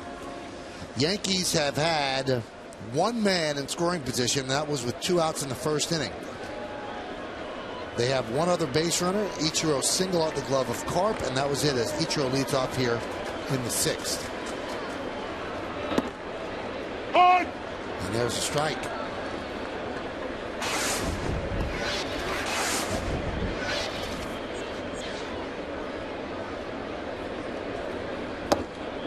There have been so many rumors and so many requests about Felix Hernandez and possibly being traded. So many teams have an interest in him. This guy would slide in and be the #1 starter on most teams. Line drive caught by Seager. And there's two schools of thought, Paul. The Mariners are still a while away.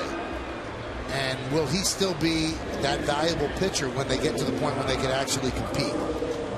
The other one is, well, we're going to hold on to him because he's our best player. Why would you trade a great pitcher? That's what you're trying to build around. He's 26 years old, but he's been around a while. And the Mariners have resisted every single overture about a possible trade. They could get a huge return for him. Oh, there's no doubt about it. And they went through this years and years ago with Randy Johnson, and they ended up doing pretty well with it.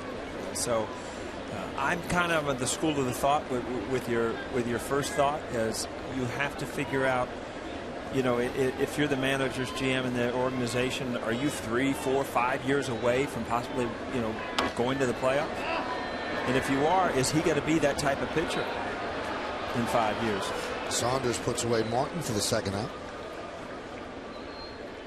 And they've got him signed, which is important. And, you know, they had to get rid of Randy Johnson because they knew they couldn't afford him. But they have Hernandez signed, which makes him even more valuable, both to them and to a team that might acquire him. But, again, they don't seem inclined to make a trade. And they've got good, highly thought of young pitching in the minor league system that's maybe a level away from the majors. People think they've got great pitchers down there. So would you trade Hernandez to fill some position spots, because they're not a good hitting team? Yeah, they don't score runs, but again, you saw some of their new guys that they've just called up. Some of the power arms they brought out of the bullpen last night. I mean, Cap, his major league debut yesterday, first pitch 100 miles an hour, and guys around the cage were talking about it. I mean, it was 100. It wasn't you know, one of those things that looked on. It was a true 100-mile-an-hour fastball. So you do have some people coming up, but again, I mean, he's really your draw. When you go out there, you know, if you pick up the paper and think, you know, am I going to go to a Seattle game, and you see he's pitching, you're more apt to go out there. He has a big following with the, you know, the King's Court and all the K signs. So it's hard for an organization to give up not only a good player but a great player, you know, an ex-Cy Young guy. Makes it very difficult. And also a homegrown guy. Yeah, every game he pitches down the left field line in Safeco Field is something called King's Court. Everybody wears yellow shirts, and you know, he's very popular. And for a team that's not winning a lot, you've got to keep your fans engaged. And there's a ball as Granderson walks onto the Yankees' third base runner. Jeter.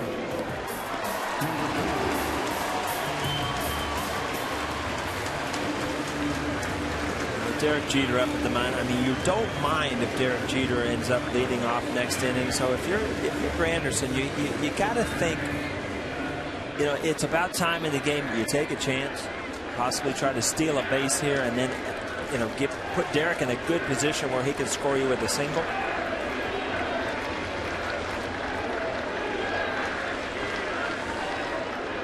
Seager playing Derek to pull deep at third and close to the line. Rarely do you see Derek pull a ball right down the third baseline. An odd defensive configuration there. A lot of the left side of the infield is open as the shortstop Ryan shades up the middle. It seems like they've gone to the no doubles early in the game, knowing this is going to be a one-run game or a close game. And right here, a ball here won't score a guy from first base, where a ball down the line will.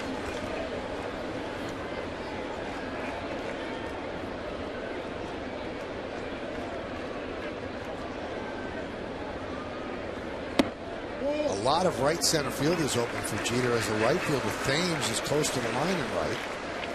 And Saunders shades that way. But Jeter hits a lot right there. Right.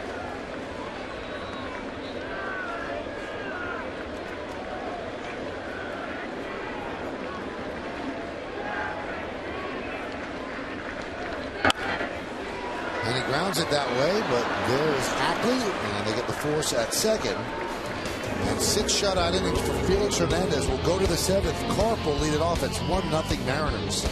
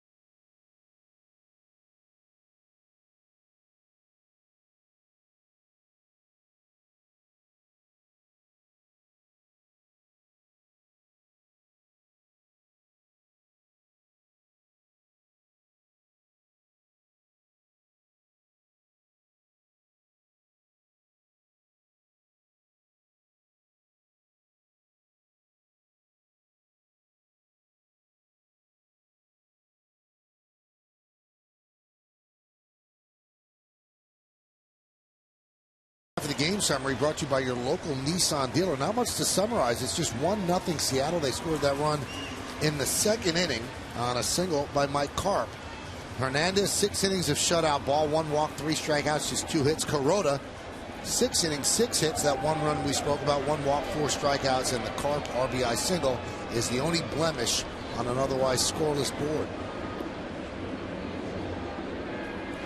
Michael, again, I've learned a lot off the scoreboard this trip, and you know, we just had the YMCA and everybody's dancing, and you know, they show women, the women can dance, they show the men they can't dance. What is it?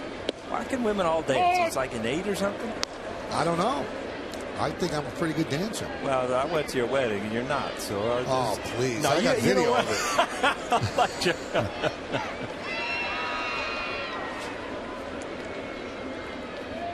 it. Even we got you up to dance at that wedding.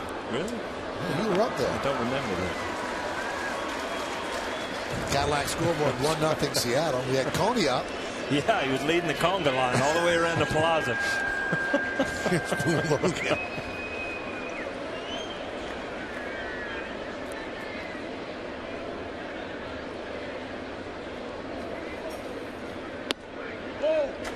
You need to like renew your vows every year just to have a party, right? I don't know if I have the money for that. Just throw it to yes. Everybody enjoyed it, didn't they? Yeah.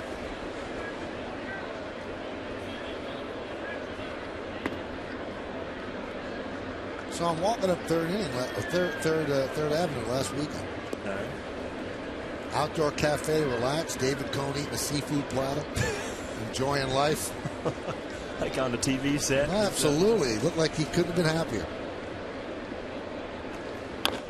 Carp grounds one to third. Backhanded by Chavez. And got away. I'll tell you what, Eric Chavez, you can tell defensively, he just makes everything look easy. I mean, kind of, as a player, you either charge it or you stay back to give yourself an easy hop. And he reads the ball so well. Makes that play look easy, where, you know, if you charge that ball, get it in between hop, can be very tough.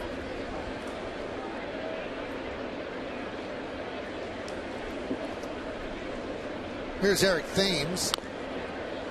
Well, he does not get cheated on his swings. Count 0-1. Yeah, he's had all kind of trouble getting tied up with that fastball, and you would think that, you know, he'd be a fastball hitter, a guy that wants to really pull the ball strong. He's had all kind of trouble with his ball inside. So did you sit down and join Coney at the Well, I don't like seafood. I like coney, so I had a decision to make. We just stopped and said hello. We talked for a little bit. Drew a crowd and you had to lead? No.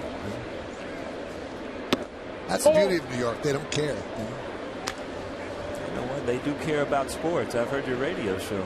Yeah.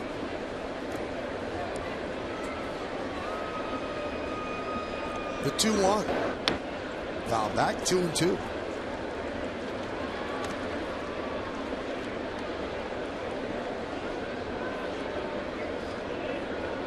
.101 pitches for Kuroda, so he's winding down right here. Girardi would like to get him through this inning. It's amazing how good he's been. Really, out of that 101, he's really missed with 3 or 4 pitches all game. Base hit for Thames. Swisher fires the ball in the second. Thames running hard all the way, picks up a double.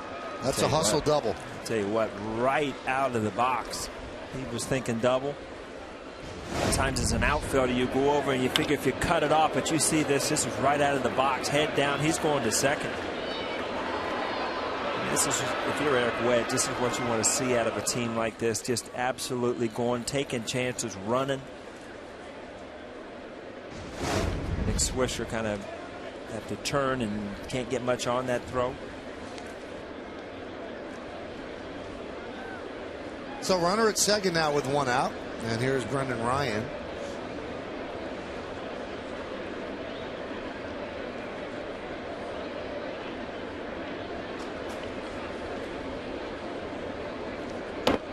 Now Ryan gets hit. Now I was wondering if this was going to happen, Paul. The last time the Yankees were in Seattle, a lot of batters got hit. And when Hernandez pitched, 3 guys got hit, including Alex Rodriguez, who was knocked out for 2 months because of it. And there was no retaliation yesterday, a close game. Now first base is open. He's winding down his outing. Do you think that might have been on purpose? You know, it's really hard to think in a 1-0 game. You see that ball's running in. I mean, seldom do you throw a 2-seamer in there. That ball's just running in on it. In a 1-0 game, very hard to even think about that kind of stuff. Well, that hit by pitch is the last pitch that Kuroda is going to throw. They're tending to Ryan. Kuroda gets a nice warm hand walking up the mound, and Joe Girardi will go to the bullpen to try to hold it right here.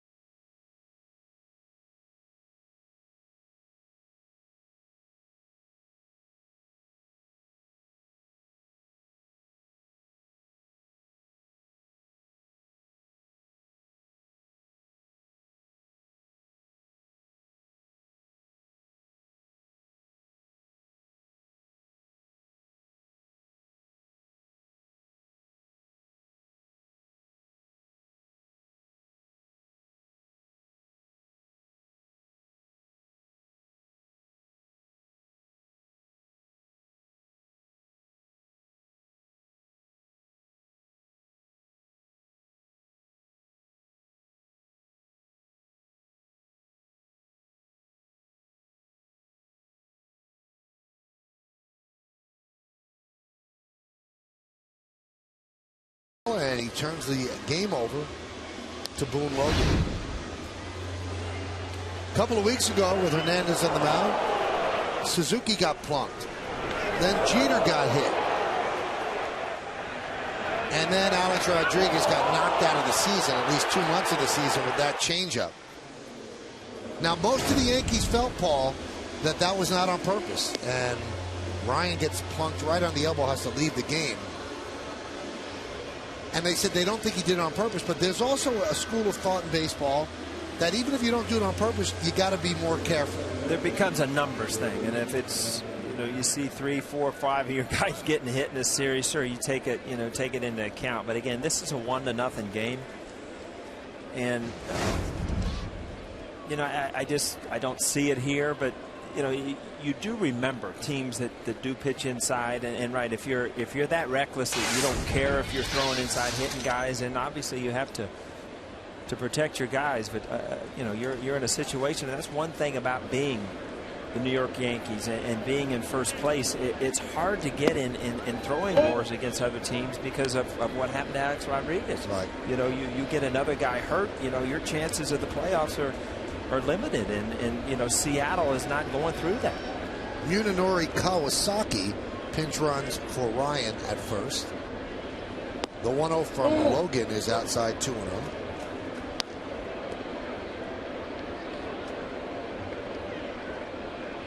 And by the way, the hit by pitch of Jeter and A-Rod, that was in the same inning. The only pitcher to ever do that hit those two guys in the same inning. The 2-0. Ackley fouls it back.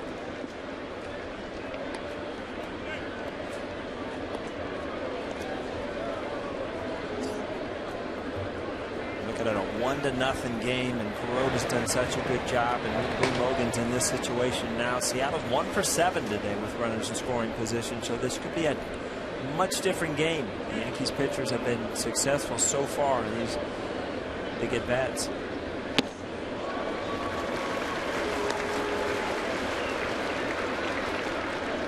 Logan's smart to go to a breaking ball there. Wasn't his best, but just because it was a breaking ball, actually dead fastball right there. 2 balls, 2 strikes, 2 outs. 2 balls, 2 strikes, 2 on, 1 out. Top of the 7th inning. It's 1-0 Seattle. 2-2. High fly ball. Center field. Granderson is there. He'll make the play for the second out. Paul, not quite sure. Why did Thames play that halfway? Why did he tag? I was kind of thinking the same thing. I mean, you can go halfway, but you still have time when you see Granderson camped on to get back. You might cause him to throw to third and move another runner up. So it's, again, get back at this point, make him at least make a throw to third base. You never know what can happen. He can overthrow a cutoff man, anything. And Paul, if you're an outfielder there, Granderson's not throwing to third. He doesn't want that runner to move to second. So you go to third without a throw, and then if Boone Logan bounces one, you score. That didn't make sense not to tag. He had that all the way. Here's Michael Saunders against Logan.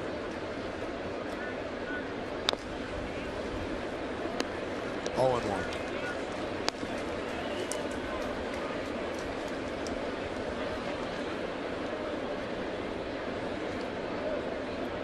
Sometimes base runners do the same thing as everybody else. It's the read you get off the bat, and sometimes you don't think it's gone deep enough. That pulp, I agree with you, Mike, was plenty deep enough to tag up and go to third.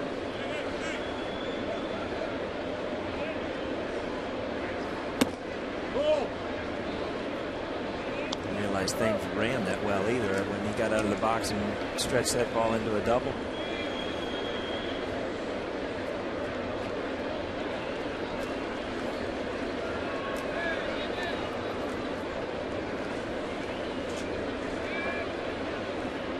Tomorrow, don't miss a new WB Mason Presents the Joe Girardi Show as the skipper gives his thoughts on Jabba Chamberlain's return and previews next week's road trip to Detroit and Toronto. Plus, Joe answers your questions from Facebook and Twitter. It's the new Joe Girardi Show tomorrow at 5. It's only on Yes.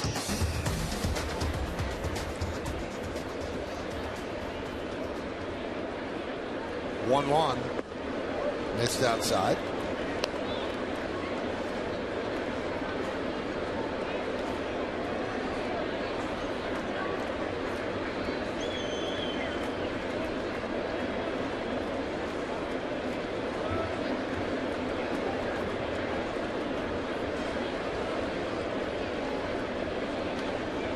The 2-1. 2-2. Back to the success of C.C. Sabathia. I think Boone Logan watched some of that tape because these Seattle Mariners, the left-handed hitters especially, are having a tough time with breaking balls from lefties.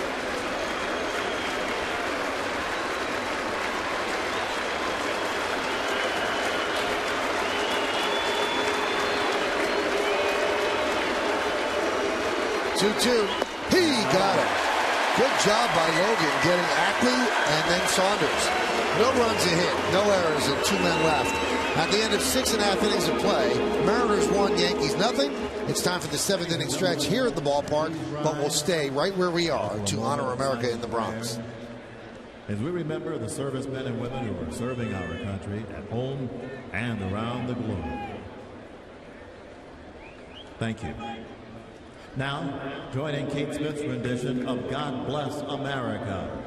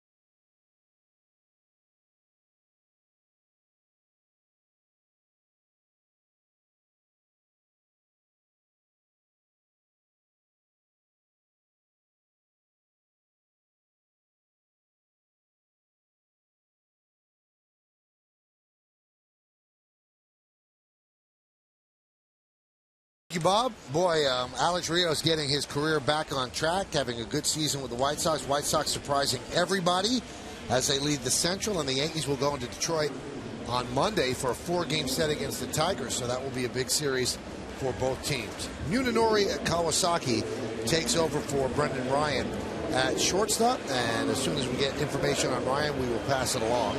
We go to the bottom of the 7th inning. Cadillac scoreboard 1-0 Seattle. Cano, Teixeira, and Ibanez against Felix Hernandez.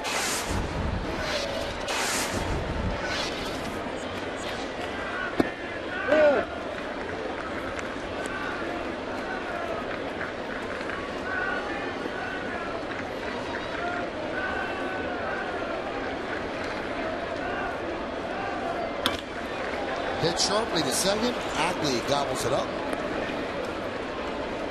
Ackley's pretty impressive at second. Yes, we talked about Brendan Ryan, how good he was at shortstop. Now he's in the clubhouse. But Ackley, again, defensively, he's made some good plays this series. The Seattle Mariners do one thing. They catch the baseball, and it makes it much easier on pitchers. We talked about giving the Yankees only 3 outs an inning, especially in a ballpark like this where the ball can fly out.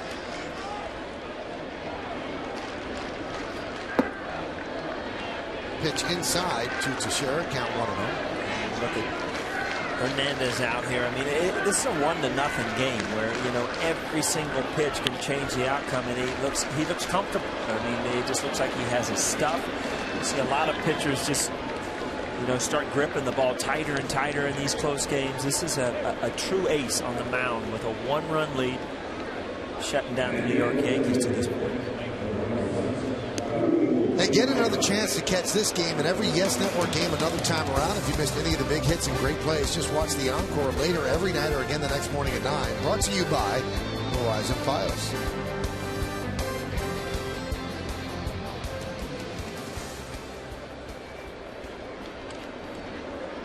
Here's Ibanez against his former teammates, the Mariners. Count 1-0.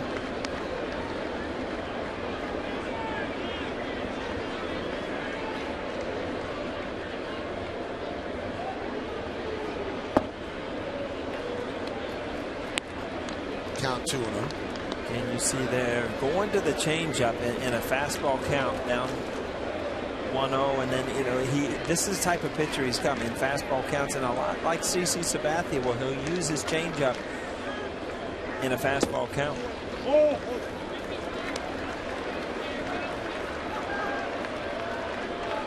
of a sudden you see him walk off the back of the mound. You get 2 quick outs, and it's like, you just want to hurry up and get through this inning, and the next thing you know, you've fallen behind a dangerous hitter here in New York.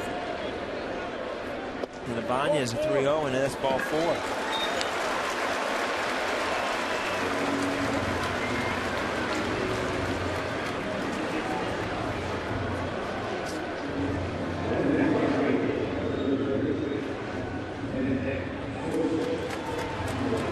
That's going to bring up Swisher. Swisher grounded to second and struck out looking. Yankees have managed just 2 hits against Hernandez. The double with 2 outs in the first inning by Cano. The single by Ichiro off the glove of Carp. And that came in the 3rd inning as Ichiro led off and was quickly erased on a double play. Strike. Curveball there, and I think it's too early. It's the 7th inning, but this is where Joe Girardi is kind of stuck, where he doesn't have anybody that can go in and steal a base if you need a base steal. Brett Gardner being out and Dwayne Wise being gone, it's just there's nobody that you can stick in there confident that he could steal a base. Like the guy you had on your 98 team, Homer Bush. Homer Bush, like our good luck charm. Every time he stepped on the field, it seems like we've won. It seems like you guys won every day anyway. A lot of games. Yeah. 125, including the playoffs. And just 50 losses. Swing and a miss. And Swisher down on strikes. No runs, no hits, no errors. 1 man left. We go to the 8th inning. Jesus Montero will lead it off. Mariners lead 1-0.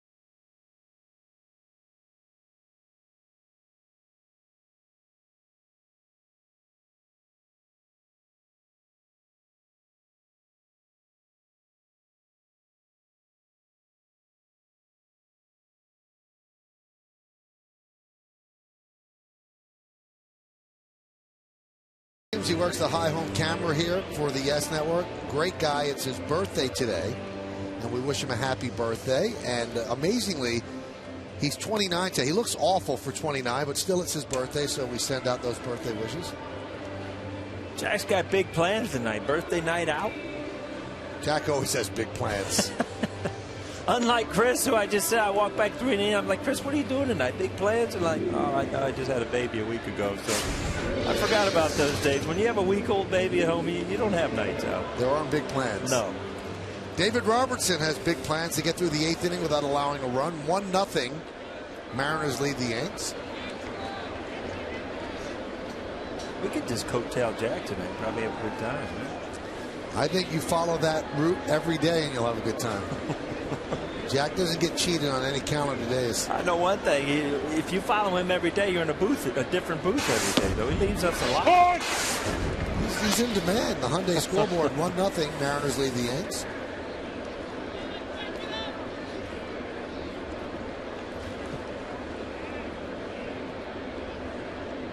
Montero 2 for 3. Down 0-2. Montero likes hitting here at Yankee Stadium. That's why the Yankees were excited about him and Yankee fans. 19 hits and 46 at bats. That's .413. 4 home runs and 12 ribbies, and that's just in 14 games. And his swing is suited for a ballpark that plays small toward right field.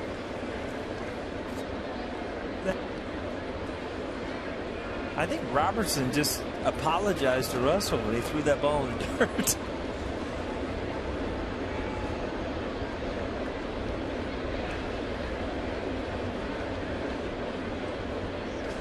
No apologies necessary for that, as Montero is out. Here's the pitch that Paul's talking about before the road show. I don't think I've ever heard an apology from a pitcher for throwing one in the dirt. He's trying to take care of your catcher there. How did you hear that? Well, you're still working. Yeah, I guess.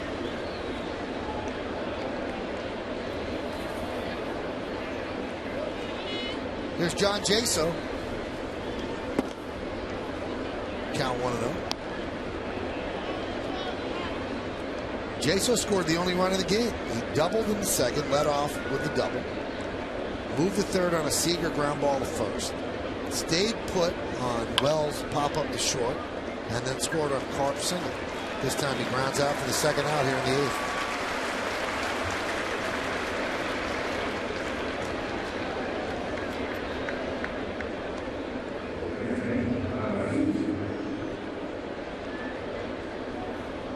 Boy, the clouds are scattered. The sun scared them away. It's beautiful out here today.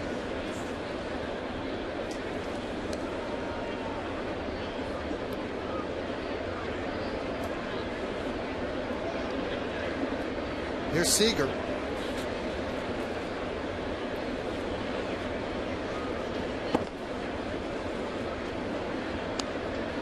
See that guy right there, Michael? You like the way he runs around the stadium? He's going to Jack's birthday party. Man. Walking right over there. I think he's going to be a big part of it. There's a strike.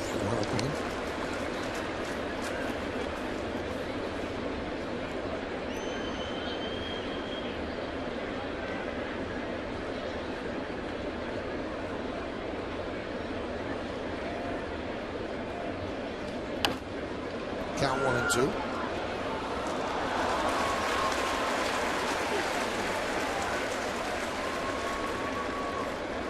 We're in the 8th inning. Seattle 1, the Yankees nothing. You don't want to send the lefty up against David Robertson because they don't succeed. They hit 176 against him. Righties are actually at 236. Neither of them very good. I mean, this shows you what kind of stuff he has. And that 176 just got lower. That's a strong inning for Robertson. 2 strikeouts. Mariners go down in order 1-2-3. Yankees trying to get on the board. Chavez, Icho, and Martin coming up.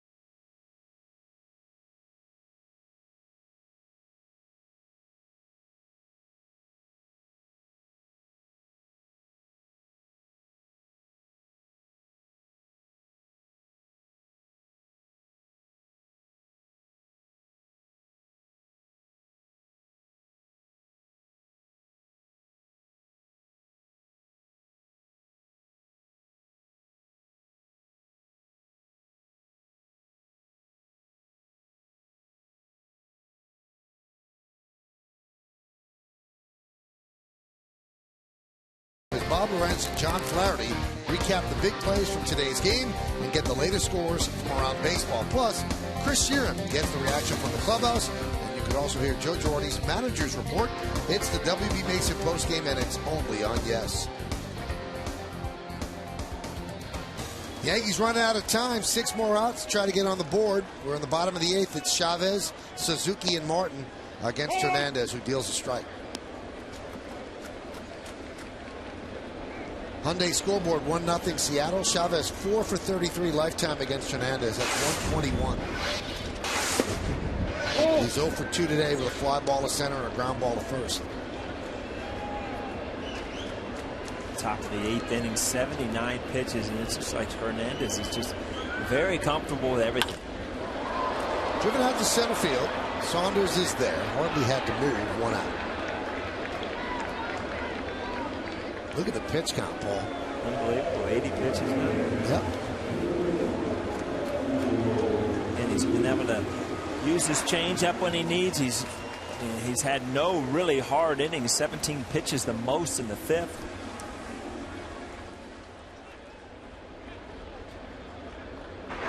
And that was a 1-2-3 inning in the 5th.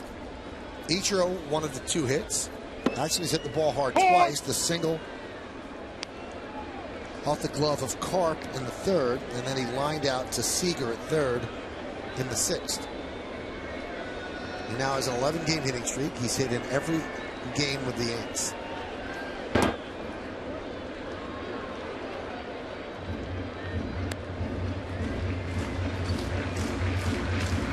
Curveball there, and Hernandez is not going to miss in a 1-0 game with a hanging breaking ball. He's overthrown a couple of them, just knowing that he wants to keep that ball down, get good break on it.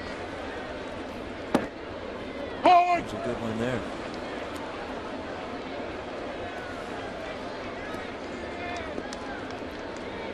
Started off a little rocky first 13 games. Last 9, though, 5-0, 1.60.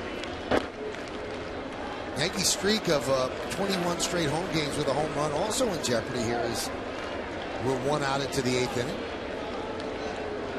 His last outing, he threw the ball great, came out with a lead, so it could have been even better. The bullpen gave it up, so he got a no decision. On top of his game for the last month or so. Grounded to Kawasaki. And there's 2 away.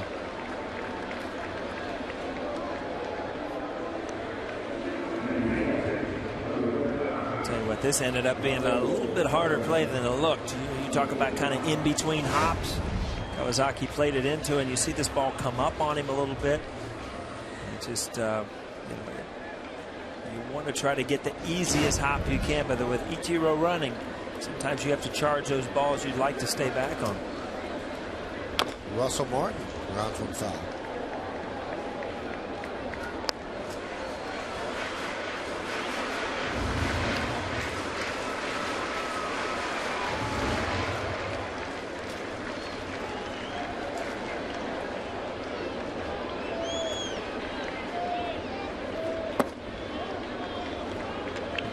You see Russell Martin in some of these at bats when there's nobody on, you can tell he gets a little home run conscious, tries to hit a ball, try to tie this game up. Hernandez sees that also. Into the changeup. And that'll do it. 1-2-3 inning. So after 8 innings, Yankees trail 1-0. You know that this year they have not won a game where they trailed after 8. They're 0-36.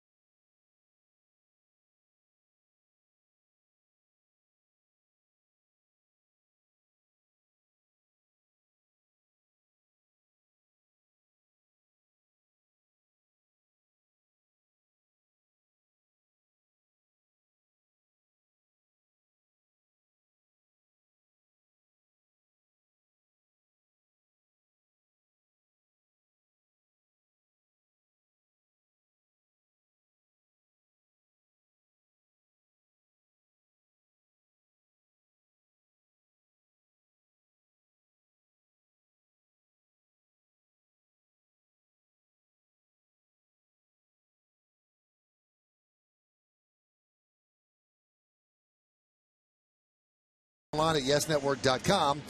Here's today's candidates, and they are all outstanding in what they've done. Felix Hernandez, Hiroki Kuroda, and Mike Karp. Vote now, make your voice heard. Standard text messaging rates apply.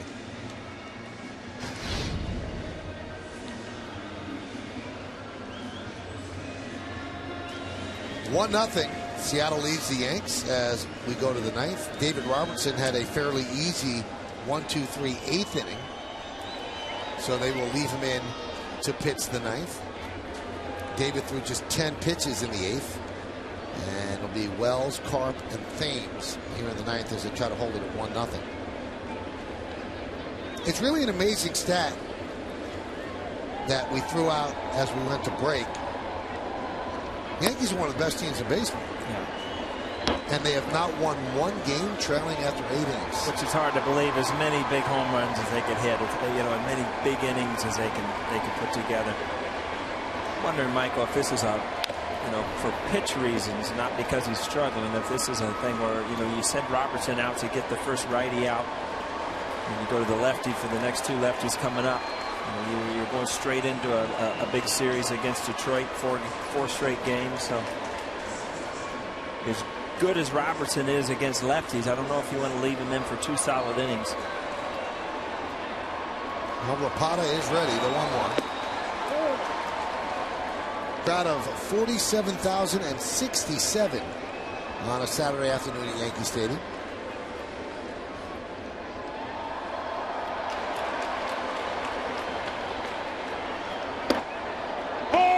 Count 2-2.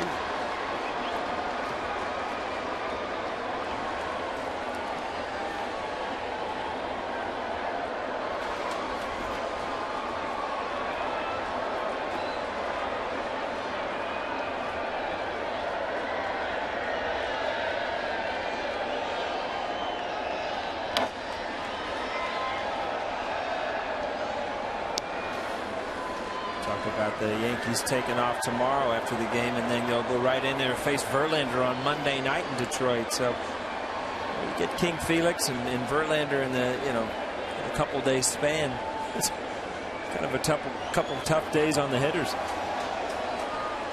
Verlander against Nova on Monday. There's strike 3 as Wells is down looking. 3 strikeouts over an inning and a third for Robertson, and Paul O'Neill called it. Joe Girardi quickly out of the dugout. He's going to call him a left-hander.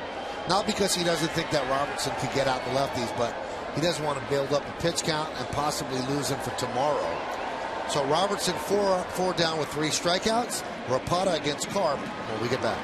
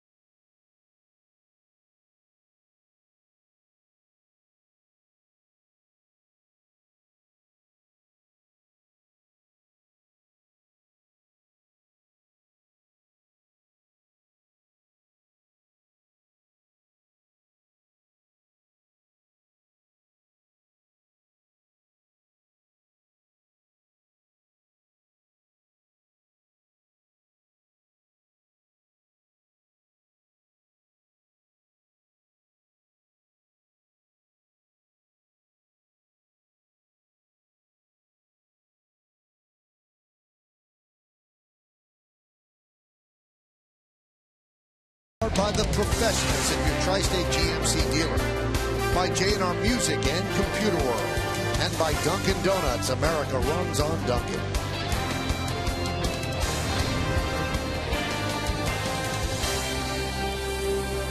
That's a way to cool off. Right outside the stadium, the sprinklers are on. Actually, that's kind of nice. You're a native of the Bronx, Michael. You used to sit out there under the fire hydrants. The Johnny Pump, absolutely. The what? The Johnny Pump. That's what they call it. And then they would put a sprinkler on the fire hydrant with a Johnny Pump, and you'd run in and out of the water. Good times. Count 1-0.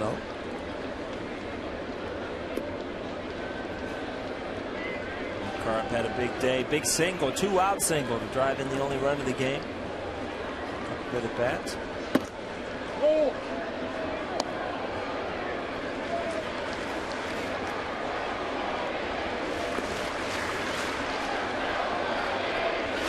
Lefty's hitting 181 against Rapata, although they've had more success of late. Count 2-1. You see Carp trying to do everything he can to stay in there, and he's almost kind of lunging to keep that front shoulder in there. Makes it really hard to open up on that inside pitch. So he kind of got beat there.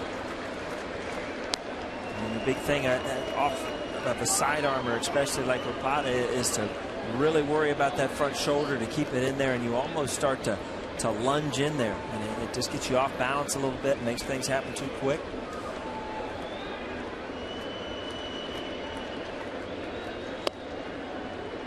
Missed inside. Carp actually hits better against lefties, 267 and 186 against righties.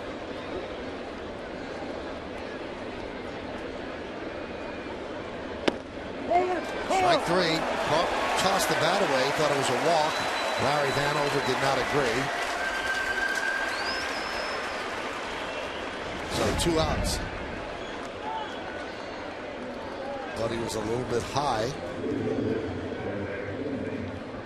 But according to the rule book, it's the letters to the knees, and that was certainly under the letters. You just don't see that pitch called that often.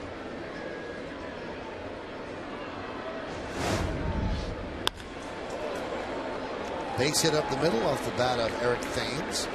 His second hit of the afternoon. He's 2 for 4.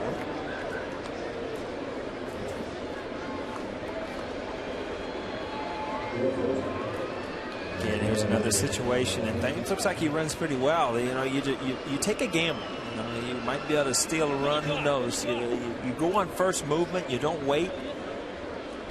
Try to steal second, where you can score on a single. Here's Munenori Kawasaki.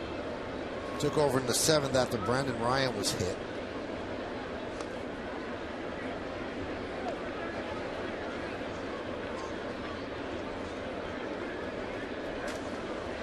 It's a situation with a lefty that if you get the steal sign, you know that you're not waiting to get a break, that you're just going on the first movement, and you hope that the manager guesses right. So Rapata slide step there to stay away from that.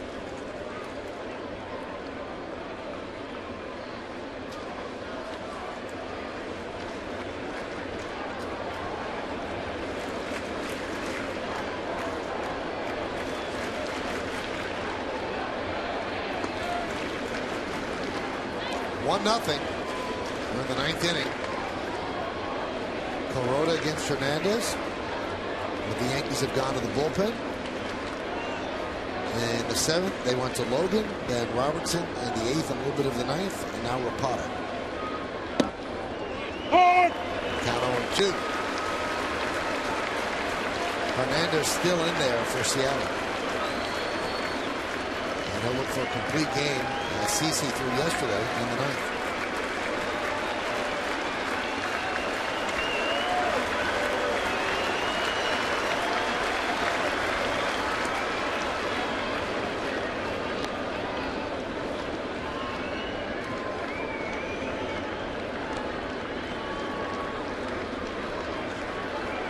Seattle's bullpen looks like it's been closed for business today. Nobody's even stirring out there. 1-0 game. That's how good that Hernandez has been. All right, Michael, I've told you the rule. If they come over twice in a row, you go. They don't like to come over 3 times. That's your rule. That's my rule. By the way, looking ahead to the bottom of the ninth for the Yankees. Top of the order, Granderson, Jeter, and Cano. If anybody gets on to Sherry. The 0-2. It did not go along the O'Neill rules. Would have been safe. See that? Russell had a tough pitch to throw on.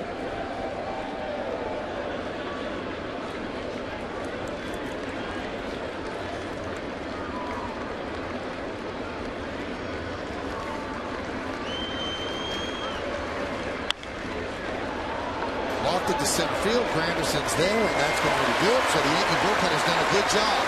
Now it's time for the offense to do something. Can they come back? They trail 1-0. Top of the order coming up.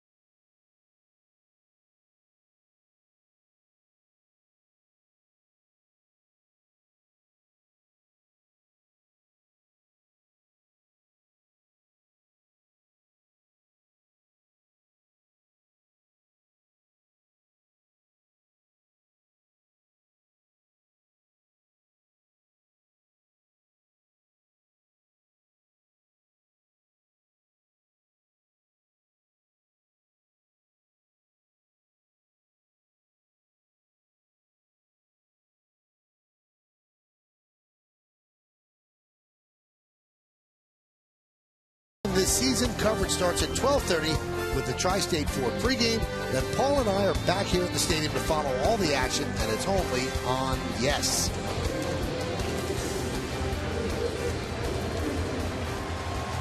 He has 20 career complete games. He has 2 this season. He's going to go for 21-3, but he's going to do it against the top of the Yankee order. The crowd trying to make some noise and spur on the Yankees.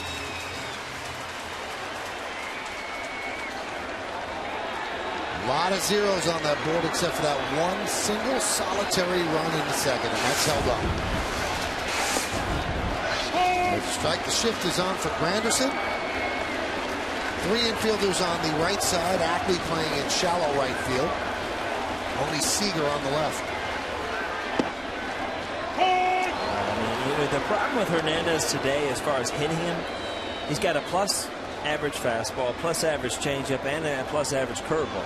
And he is able today to throw all 3 of them anytime he wants for a strike. And that's very tough on a hitter because you can't sit on one pitch, and every time you think you're on to one, they'll just go to something else. Well, what the Mariners did there with 2 strikes is they moved their third baseman Seager to the right side of the infield, and they moved Kawasaki back to the regular shortstop because with less than 2 strikes running against the bunt, they had Seager up close. So now that the bunt has been removed, they have the shortstop playing in the more comfortable position of shortstop. Count 1-2.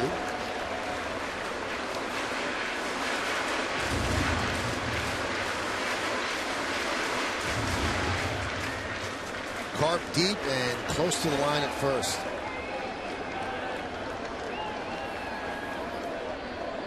The 1-2 pitch. Driven out into center field. Saunders right there for the first out. So Granderson hit it hard, but right at Michael Saunders. You said it, Michael. It's been one of the few balls hit hard all day since Robbie laced a double in the first inning. Joe Girardi was asked before the game, how do you beat Felix Hernandez? And he said, you got to take advantage of every opportunity you have. And you can't really knock this Yankee team. They had 1 runner in scoring position. That was in the first inning. So there haven't been opportunities that they've let go by.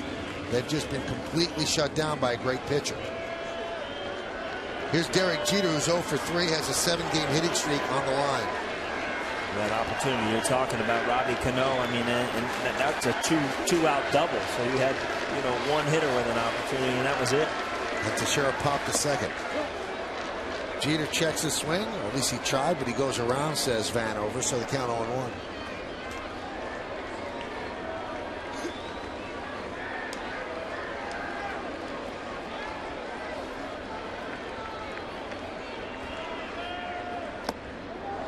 Two. Again, you look at other at-bats, and Hernandez has done a good job of switching up his sequence every time up. Last time he blew Derek away with a fastball. This time it's been 2 breaking balls. This time he went up and away to put him away. It seems like he's changing every time a hitter comes up to the plate. Go back to that fastball up and away. Didn't quite get it up out of the zone.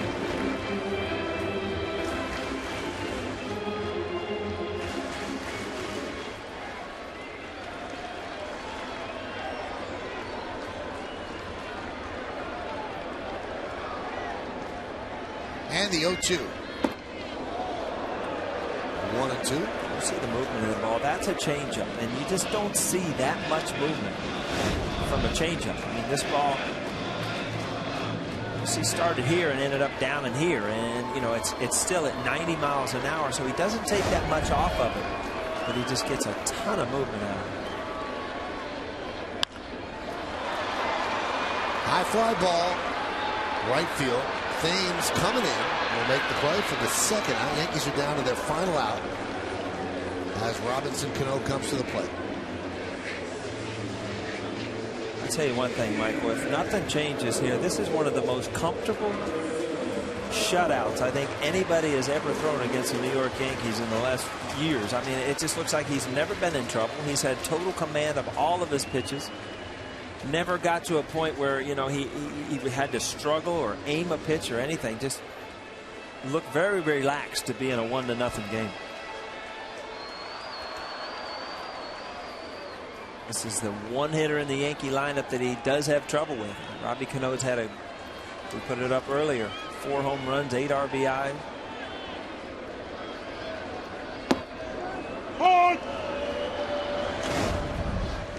Jeter goes by Hernandez and gives him a little shove as he walks by him off the field. Almost a playful way of saying good job.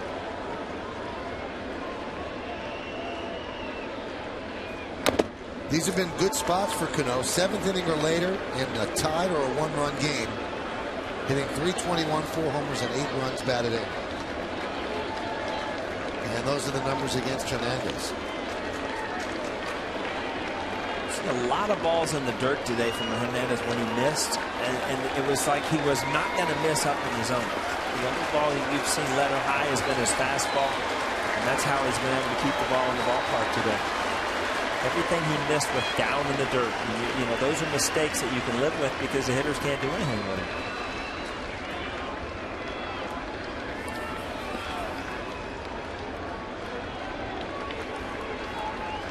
The 0-2.